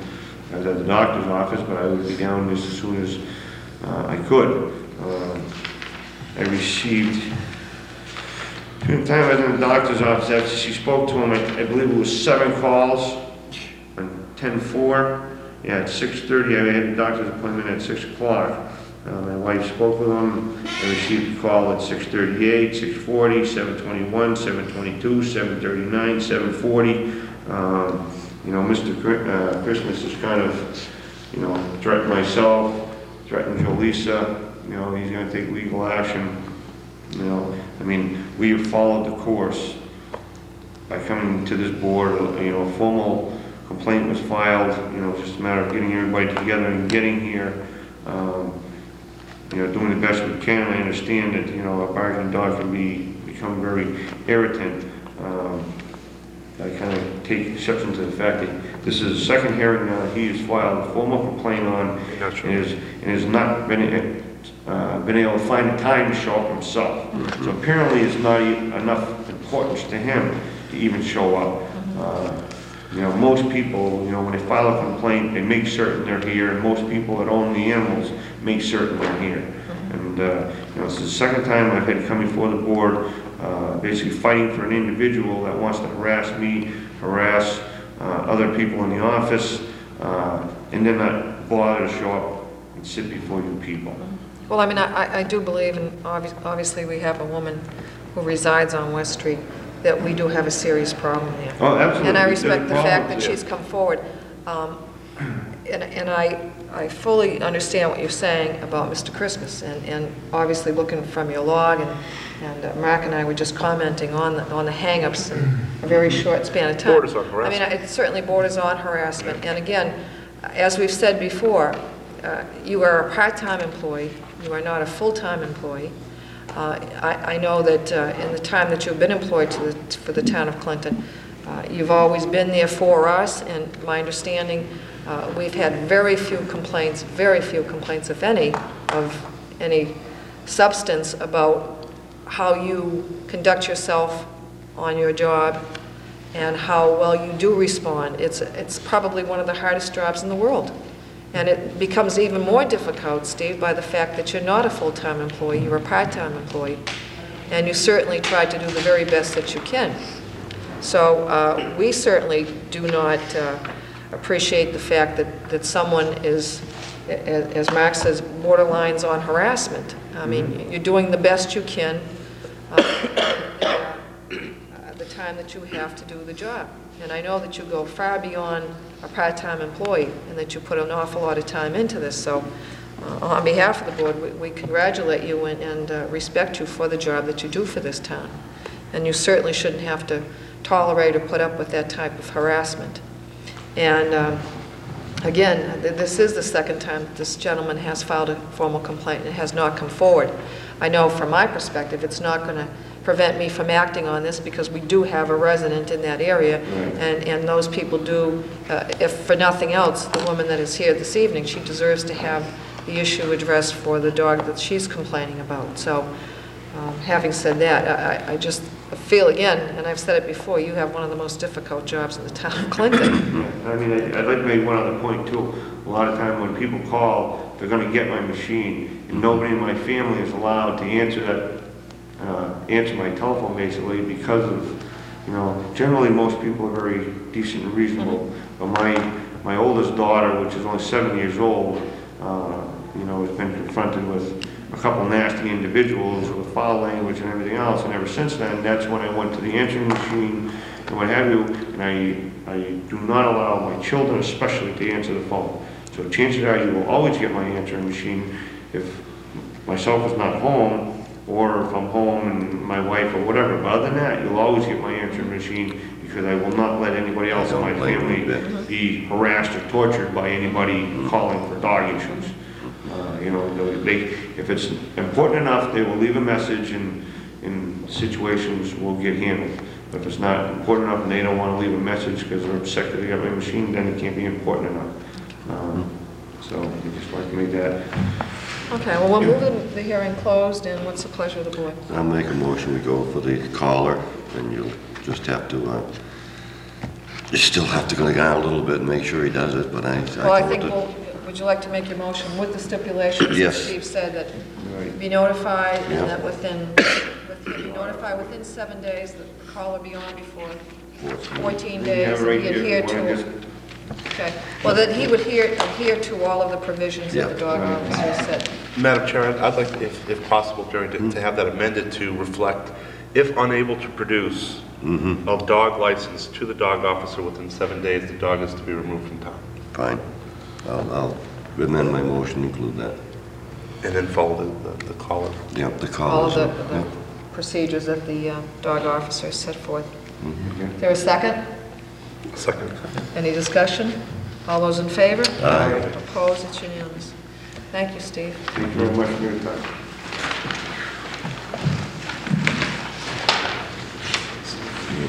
Next time when you leave on an easy one.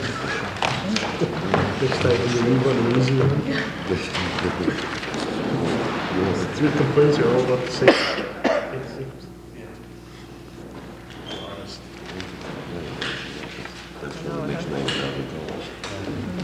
Thank you. Thank you. Well, the administrator's out of the room, and while he's out of the room, we'll go into the administrator's report. We have some late-night closing request. It says for the month of July, but I'm sure that's... He's been real busy, my goodness. Boy, I bet he'll be glad when Saturday night is all over, huh? Well, anyways, I suspect it must be for the month of December. Okay. And it's Breakaways, Clinton Turner's, Jack's Restaurant, Clinton Polish American Veterans, the Old Timers, Ringside Cafe, and Rhythms. And usually we have a motion, any other ones come in that will include as long as they're all right with the police. I'll make that motion. Is there a second? Second. Any discussion? All those in favor? Aye. Opposed? It's unanimous. We have a request from NIPRO that's looking to have their annual Christmas party at the Town Hall on December 22nd to host the employees' annual holiday reception. I'll make a motion that we grant NIPRO the request. Second. Use of the Town Hall Auditorium for December 22nd. I'll second the motion. Any discussion? All those in favor? Aye.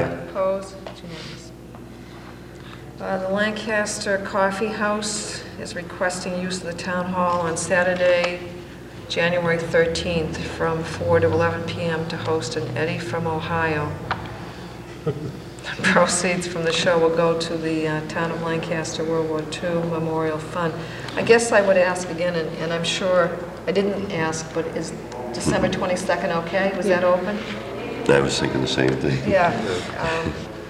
And how about the 13th? January. January 13th. Yeah. Do you know if that's okay too?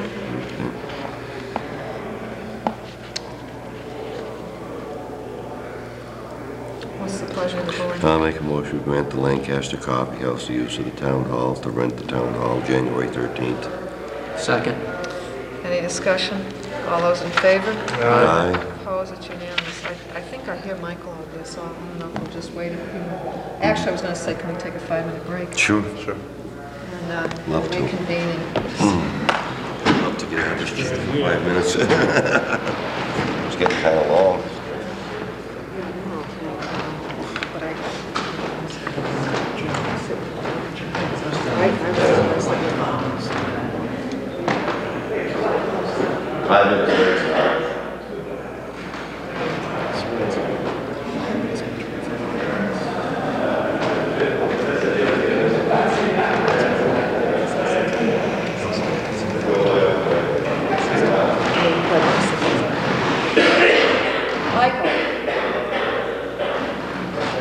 I started, but I stopped because we wanted to take a 5-minute break so you could come back. Okay.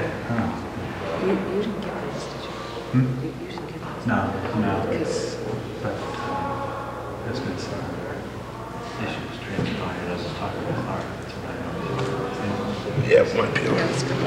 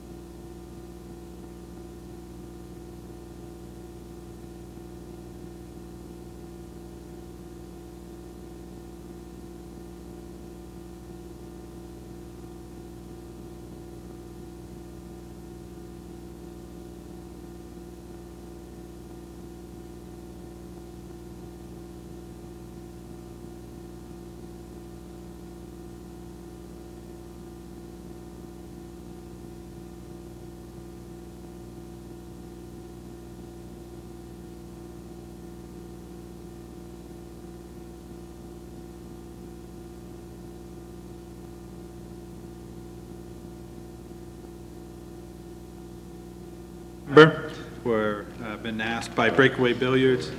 Oh, you're already beyond that. Yeah, we're up to- Oh, we're on D. We're on D. Okay. We're on D. We're moving along. All right, okay.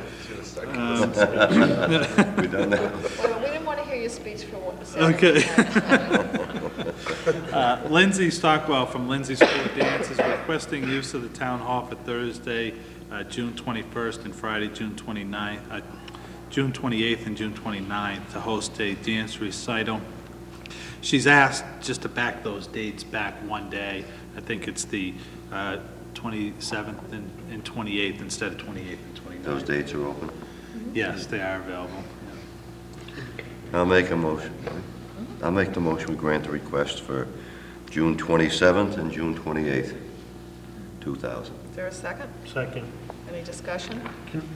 There is, Yes. can we start maybe limiting rehearsals on Wednesday nights or nights when we Oh, have yeah. selectmen's Yeah, meetings? yeah, we can follow up on that. That was already done. The board had expressed that. It was conveyed to the organizations, and it still goes on, so we Yeah, need to it becomes really remind them. And sometimes it gets pretty loud. confusing, annoying. We really can't hear, even up here, and they can't hear out there. Lock the door, I mean, how do you get in? Sure. Yeah, we might all start singing. Any other discussion? All those in favor? Aye. Opposed? It's unanimous. The next is a request from the same organization that held a contra dance here recently at the town hall.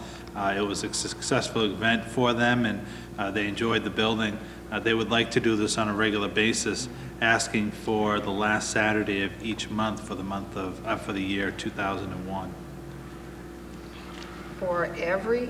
I hate to step ahead that Boy, I much. hate to block that off for Yeah. that many times for that long of a period. It's 52 Saturdays. Oh, no, the last Saturday of every month, right? Yeah, so you got that. But even still, that's 12 Saturdays. December. 12 Saturdays. It is, it's getting way far Why ahead. don't we just do it on a month-to-month basis? I would prefer to leave it that on a month-to-month basis. I would concur. Does someone want to make a motion to that fact? I'll make a motion, we just do month to month, and they can apply. Second. Any discussion? So we would approve the We would the approve. January. The January Month to month. 27th. Right. And that was going to go month to month. Yeah. Yeah, sure. It's acceptable. Any other discussion? All those in favor? Aye. Opposed? It's unanimous. Thank you. The next is a request from a individual from Leominster for use of the town hall for Saturday, June 7th, 2001, to host a wedding reception. They have also indicated in their letter that alcohol will be served at that event. Do they know that they have to get the insurance? Yeah, I believe that they're going to have to come for one day beer and wine. But they have been told that they... Yeah, we did ask that they include that so the board would know. Normally, any of the wedding receptions we've had to this point have been without alcohol, so this would be the first time that there's been a group having alcohol there. I think I would, if we do this, I would like to have the janitor right here on the premises and kind of keep an eye on things. Sure. Hey, Michael, what's I the mean, date we've on that? never had a, It's June 17th, Saturday. Okay. now, are they going to serve food too, Michael? Yes, they will have. They have to food. go to the Board of Health for permits. Right. Madam Chair, just in comment, I think until we all sit down and really look at weddings, and certainly this type of a wedding, without really getting a handle on policy of how we want to go about it, and a price, an appropriate price, if it becomes a revenue-producing thing, what our liability is, I'd be concerned that we do that with a public building. It's quite a concern when, I mean, this is we had other receptions here. Not But there was not alcohol. alcohol. Yeah, they were just small, just like a quick little reception. I don't think a lot of the other ones we had, I don't even think had a band or music or food or alcohol, just a little bit of food and just kind of a mini reception. Well, again, I know that we've had some discussion, and I know that the caterer for the 150th relayed to us on the Friday evening, the evening before the dance, that Mechanics Hall charges $3,000 for the use of the hall, just the use of the hall. And then they charge the caterer who comes in and prepares the food an additional cost. And I know that we've had some discussion individually about the fact that, the hall is getting a tremendous amount of use, and that to some degree, we're not even recouping enough of cost for the lights and the use of the hall and some of the openness that, people are coming and going. So, I think it would be wonderful to have these kinds of things, but as you said, and the rest of the board members, we need to, number one, make sure that the appropriate insurance is there, and that any insurance that we have, therefore, combined with that, covers any type of liability, and coupled with the fact that, we should be making something off of this for the use of the hall. So,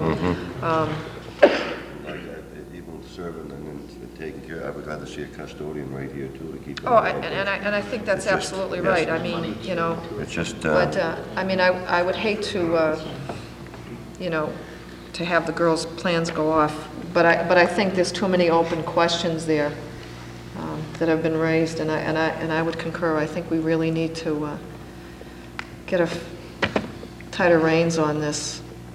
Yeah, again, I think, if we all discuss both with solicitor and town administrator, we come up with, because I agree, I think there's an opportunity, if we put the appropriate guidelines in place, that, there's some funding that comes back into this building. But personally, I'd like to be a little more cautious about opening up the keys and letting so many different people kind of take advantage of the wonderful building that we have, which ends up costing us in the long run from a maintenance standpoint. I'm sure after the 150th ball, and anyone that had the honor and privilege to be here that evening, really, from that evening, saw what a beautiful place it is to have a wonderful function like that, being either a party like that or a wedding reception. So it really is an exceptional hall, and I'm sure that's probably why this girl has basically chosen to make the request. But again, and I don't know if we could do it appropriately in the time frame to secure it. So because June 17th isn't too far off. So I'll make a motion to table the request. Yes, until we have a policy set in place for these type of events where there's receptions, where there's going to be alcohol served. I'll second his motion. Any other discussion? Well, there's a lot of concerns too about, after they get done, there's going to be a lot of cleanup and everything else here. The fees ain't covering it. Well, I think that'd be part of the policy procedure of charging how much we're going to charge and have someone I know. here. Liability coverage. Liability, proper you're looking at 270 persons. The only thing my suggestion would be, rather than table it, we actually deny it, so that she knows to make other plans. Because I think if we table it, she may be under the impression that we could act or are willing to act in a manner that would allow her to make it happen. So. All right, I withdraw my motion. I'll withdraw the Withdraw your second. second? Yes. Okay. Would you like to make the motion, Mac, to deny the request? Or? Yeah, I make a motion that we deny this request for a wedding in Town Hall Auditorium on the 17th that would be serving alcohol. Is there a second? Second. Any discussion? Under discussion, I would just say that I think we need to, if we're going to get serious about this, we need to sit down and formulate something and not just talk about it, because as we've seen this evening, we're just getting request after request after request, and I think we really need to, in the next... Yeah. And maybe, we do know what mechanics but Hall is getting because the caterer, told us, but perhaps we could, ask around to what other function places are getting and how they operate it. So that may be a way that we could go at it, but I think we need to do it fairly quickly. And I don't know, Dennis and Mike, perhaps you could help us out from the legal perspective, the insurance perspective, if there's additional riders, from that perspective, what we would need to really protect the interests of the people. Yeah. Yeah, we do have some draft information. Solicitor's done a lot of work on this issue already, and it has come up with some information that we've been exploring, so. Okay. Any other discussion? All those in favor? Aye. Opposed? It's unanimous. The next item is a similar discussion. There's an organization that has prior approval to use the town hall, and they're asking that the rental fee be waived for that event. The only thing is, we're paying the janitor and everything else, and somebody has to come down, open, and come back, and, I mean, we're going in the hole all the time. We heat it, the lights, I mean, it's...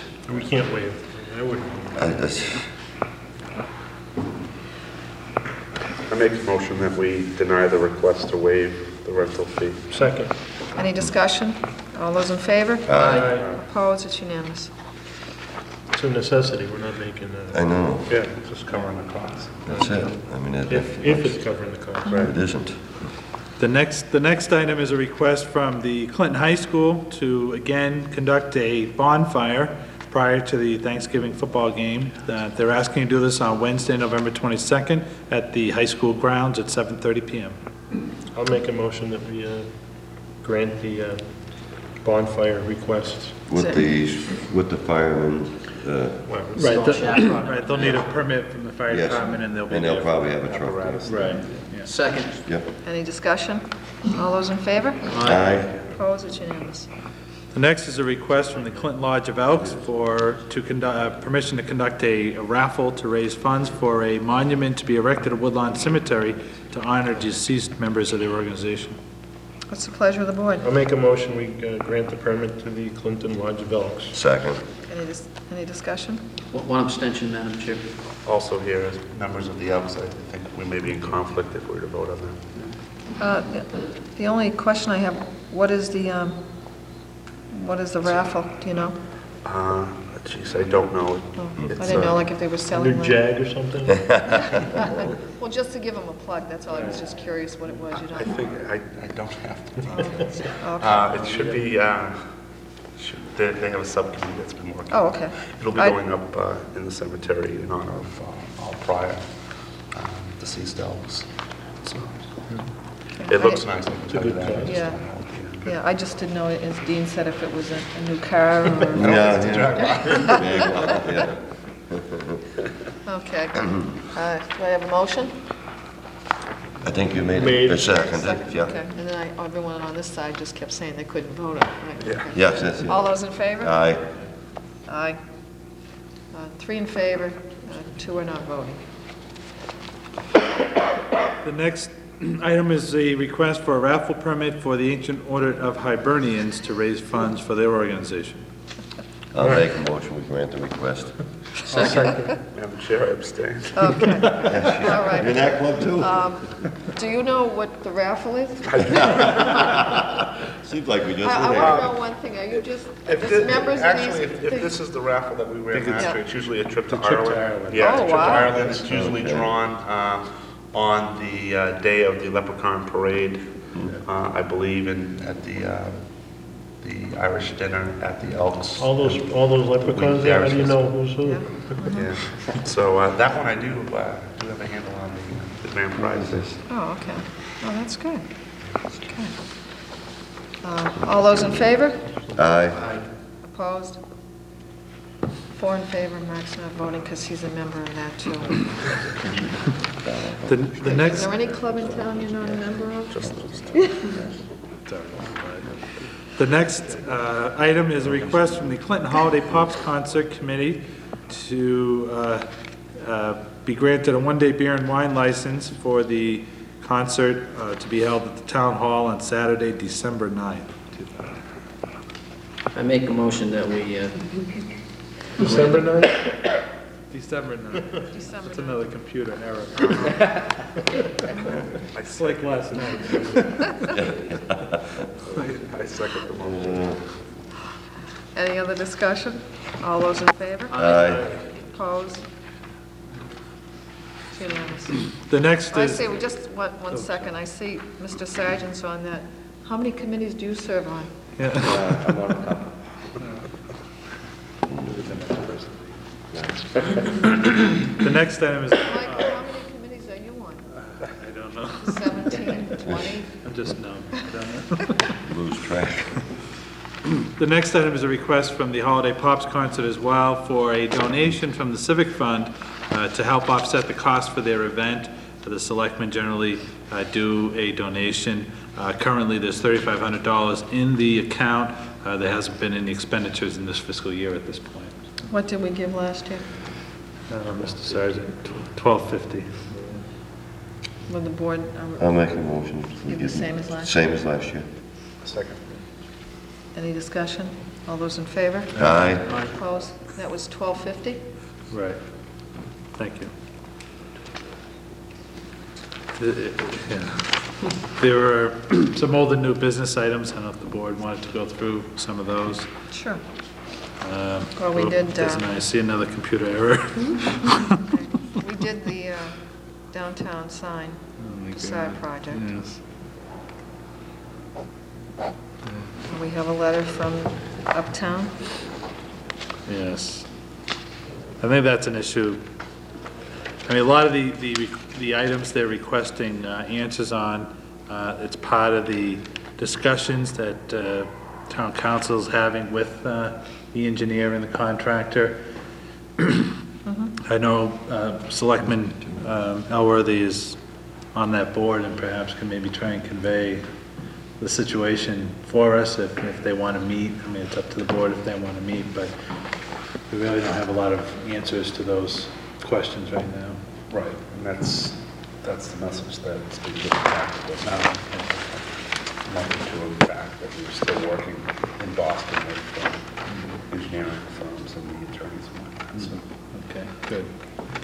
Under old and new business, I know this is probably under comment after, but now that we're talking about downtown, and I didn't want to forget, I had a call from a woman this evening about status of Christmas lights this year. Are we going to do Christmas lights on High Street this year? I don't know if there's anything in the works right now. It's a cost item again. The old lights that were there when they were taken down, they were so old and worn that when they demolished the trees and they took up the sidewalk, they just kind of swept everything up with it. So we would need to purchase the lights again.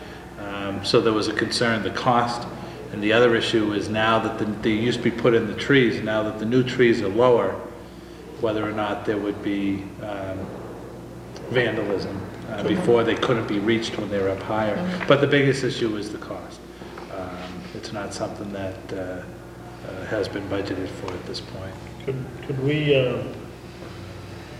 go back to what it used to be when I was, 10 years old, the lights strung across from building to building, or was that? But they only had the poles, the building with the poles. Right. There's nothing left. Was that discontinued? Does anybody have any knowledge why that was discontinued? No, I wasn't here when they started the white lights, so I don't know. You used to hang the Yes. lighted garland across High Street. I don't actually know if they have enough plugins for them anymore like they used to. Back then, there probably a lot of them outlets on the Well, sides. I don't even, well, I mean, if we can try and maybe investigate a proposal for the boards to review, if the board's going to Yeah, meet well, that's- next week or something. yeah. I mean, if there's something, if we could look at a project, well, what next the week cost is Thanksgiving. I didn't think we were going to meet Right. Wednesday evenings. No, I didn't know if the board We're was gonna be going at to the have a bonfire. finance meeting. Oh, well, yeah, we could do that Tuesday. So if there was something that it could bring. Yeah. just That would be a- good. It could just bring some information back. I know that Economic Development had investigated, the question was asked this time last year, and Claire did investigate some programs, so maybe I can get the costs I for think those. I asked her about it too, because there was Right. some concern, some of the business members Right. down at NYSER were asking about Christmas decorations. Right. And they asked her about it. Exactly. So I'll try and get that in for the research that she did last year, see what the costs would be, and see if we could come up with some type of program. I know there was a concern about the white lights, but maybe there's some alternative program that we can try and do. Okay. So So I'll have that we'll for- try to meet for Tuesday evening? Yep. Okay. Is Tuesday good for everybody? We'll see. Yeah. Hopefully it shouldn't be too long before Thanksgiving. Sure. He's coming back. Yes, it is. Yeah. to it. Yeah, Um, see if I could- Yeah, well, I don't know if we'd be able to do it then, really, with the finance. Oh, okay. Well, we'll, later. Okay. Yeah, okay. That 4th of July can be scratched, too. That was- Good. Keyboard was really acting up. Yeah. It was the user. And I was fried all week with everything going on. Since he doesn't recreate, he doesn't create these. I'll be glad when this week is over. I know, it's been Okay. a long week. The Woodlawn Cemetery. That's our next one? Yes, I know that the cemetery committee had discussed this, and I don't know if it's something maybe you want to kick back to the committee to come up with a proposal. But there was a gentleman that came in, he was very upset. He did a quick letter and asked that the gates be closed at Woodlawn Cemetery. He was frustrated by going up there continually to clean a family grave that was being dogs up there on it and creating problems and mess and problems that he was cleaning up. And he just felt that for security and for maintenance and respect for people's lots there, that during the day, there's staff that can oversee it and control it, that at the end of the day, that the cemetery gates be closed. I don't think the gate will keep dogs out, though. No. I think we probably post signs at the gate that no dogs in the cemetery, but I mean, there are people that come at nights during the summer, in the winter, you know, after work and do go over there. Those are probably loose dogs too, though. Yeah, see, you know what I... Yeah, they could be, yeah, as but- Mike said, I know that early on, the committee talked about that, and it wasn't to close the gates like in the summertime when it's light, but to close the gates after it was dark to deter people from going in there, really, when there was no need to go in there at night. But then we're Yeah. down to, like now, it gets dark around 5 o'clock, but then, once you close one Friday night, they're gonna be closed all day Saturday. Well, no, and I Sunday. think, well, again, I We think did Mike last is week, right. some we Yeah, did. I think Mike is right, that maybe perhaps the committee could just meet again to go over, because we had some options that we talked about early on that we thought could work, where we left them open late enough, even in the wintertime, so that if people didn't want to go like 7, 8 o'clock. So should we table this? So if you could just table it, and the committee could just try to meet and come up with some solution, at least to bring it back to you guys, just to see if it's something you want to Because act there are a on. lot of people from out of town who come over there, Sure. doing it, you know, I mean, Especially- Yeah. You'd have in to the make summer, the yeah. same guidelines now for the new cemetery also. Right, When you do the right. Yeah, so if you could just... I'll give us just one make a more. motion, we'll table this for the moment until the committee comes back with recommendations. Second. Any discussion? All those in favor? Aye. Opposed? It's unanimous. Thank you. The board, there were just some Yes. resignations, Yes. then we had some committee recommendation as well, so. Okay, we have a letter here from Phyllis Vetras. This letter will serve to notify you that I will be retiring from my elected position as town treasurer on January 26, 2001. And certainly it's a wonderful opportunity for Phyllis, and we're very pleased and happy for her, because it's a well-deserved retirement, and she's served the town very well, and we wish her all the very best of good health and happiness in her retirement, and she'll be greatly missed. Yes, she will. I guess my next question would be, Michael, that obviously an appointment would have to be made to fill her position after she retires. Would that be the next Yeah, I'd like process? to maybe discuss with solicitor what that statute would provide for, what the next step would be. Okay.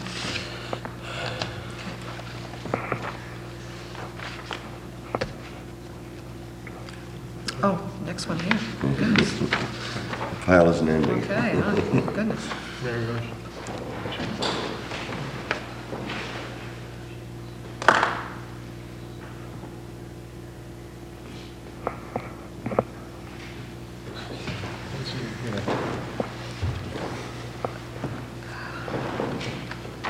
Can we just for 1 second? Okay.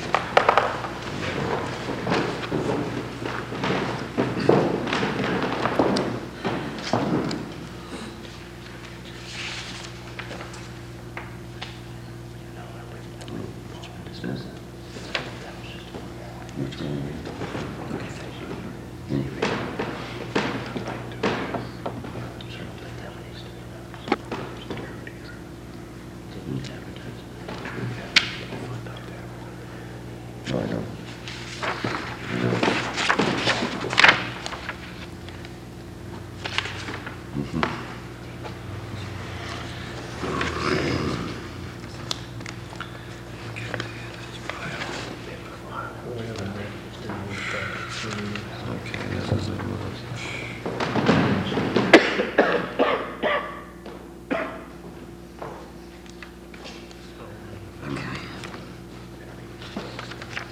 Okay, in consideration of several recent and anticipated changes in my husband Joe and my life, I am finding it become more difficult to continue on my commitment to the Personnel Board of Clinton. I believe that without a serious commitment and dedication to this important town function, the employees and the Board of Selectmen will not receive adequate attention to personnel issues. Therefore, please accept my resignation effective January 1, 2001.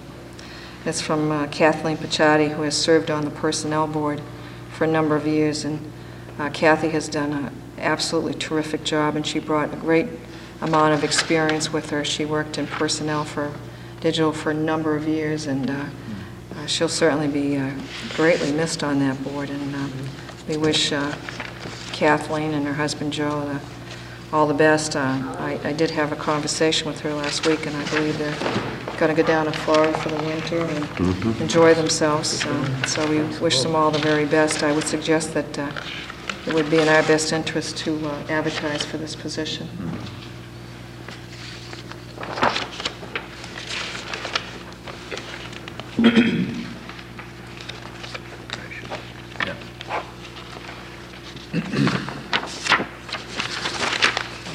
Committee reports? I'm sure I have a couple. Open space met last week, and we still have a couple issues to go over, the ADA letter and I believe some maps before we can submit them into the state. So that's one committee meeting. And then building surplus, I also had a meeting a couple weeks ago. Jerry also was there. So I don't know if Jerry wants to, if you want me to go ahead and just talk a little bit what we discussed at the building surplus meeting. Do you want to? We met a couple weeks ago there. Oh, yes. Or did we just, okay. You want- I don't know, was it, we didn't We finish just up? talked about the open parcels of land and how we're gonna put that through. Well, we wait for SMETA to see if they still get funded again here. They're kind of committed to us. They're committed to us to do a little more cleanup down here, and the state hasn't funded them. So we're waiting on that part of it too to see. And we did have one interested party that wanted to come in and take out the demolition, but we're still working out the details to it. Take all the debris. We had a couple other things too with some vacant parcels of land. We're gonna do another bidding process on those, I believe. That's about it for now. Okay. Any other committee reports? Just the elementary school bid is out in public and hopefully tracking. Bids will be opened up, general contract bids right before Christmas. Oh, terrific. So Oh, we're getting I hope there. it's a good Christmas present. Yeah, we hope so. Oh, that's great. Excellent. So that's really moving right along. When is the proposed date, Mark, to accept bids and award it and actually physically start construction? Bid openings will be the 21st of December for the general contractor. I believe it's the 15th for the subs with award. It's a low bid award, so Michael, I'm not sure what the timeframe is for us to review and actually award the bid, but I would think it would be in short order after the opening. Yeah, however long it takes you. Yeah, do it one day or a week. So prior to Christmas, our plan would be to have the award so that the general contractor can begin. You'd like to have the old school out of there in the winter? Yeah, Great. that's right. Wow, that's So excellent. they have asbestos abatement and things like that that need to be done during the winter months. So method for dust to keep that all down and things like that. So hopefully have the wrecking ball hit that building before spring and begin a lot of the site work. That's real aggressive. Yeah, we're getting there. Oh, that's great. All right, I have one. Yep. From the water filtration, the plant subcommittee. We have recommended we award the contractor Geological Services of Hudson for the contract for the amount to exceed not $675,000. Not to exceed. Not to exceed. Is there a, That's a recommendation from our committee. are you making that in the form of? I'll make that in the form as a motion. Is there a second? Second. Under discussion, Madam Yes. Chair, the construction administration, basically them being the architects for the design, this isn't awarding them the clerk of the works or anything? No, no. No, this is for the design and Okay. the engineering, I think, which goes with it. Under discussion, was there, how many other bids were there, roughly? Whether, was this, I mean, this wasn't the only bid, was it? Yes. It was. There's a breakdown of the services that would go with the, it's all part of, I think it's in there, should be in your packet. It's basically broken down to the geologic services. And then you have Garrett Engineering. So one is doing the design, and part of when you receive these monies, there's certain criteria that goes with it. Certain portions of the job has to be done by minorities, a company that's owned and operated by minorities, a company that's owned and operated by a woman, and it's fitting into all the criteria. And this is not to exceed this amount, so this is the contract that we're buying into. But the clerk of works or any of those other services is not part of this. This is actually a continuation of a second phase. So the bid process, I think from a correction standpoint, may have occurred, or did occur in the very beginning. Yes, this is just okaying their contract. Right, so this is the second phase. So I think, Mark, they had 2 or 3 firms. Yes. Oh, yeah, right. Yeah, this is just this is awarding them the contract so they can continue. Exactly. There were bids that were looked at at the beginning of the process, and what this entails is basically the funding of the construction phase of the architectural firms. Then it's broken down into 2 minorities. Understood. Sure.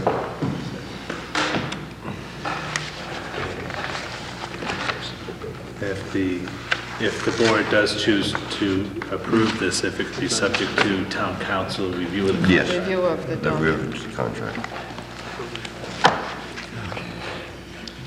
What's the pleasure of the board? I believe all of the documents should be in the packet. Yeah, and it's a would two... do a breakdown of...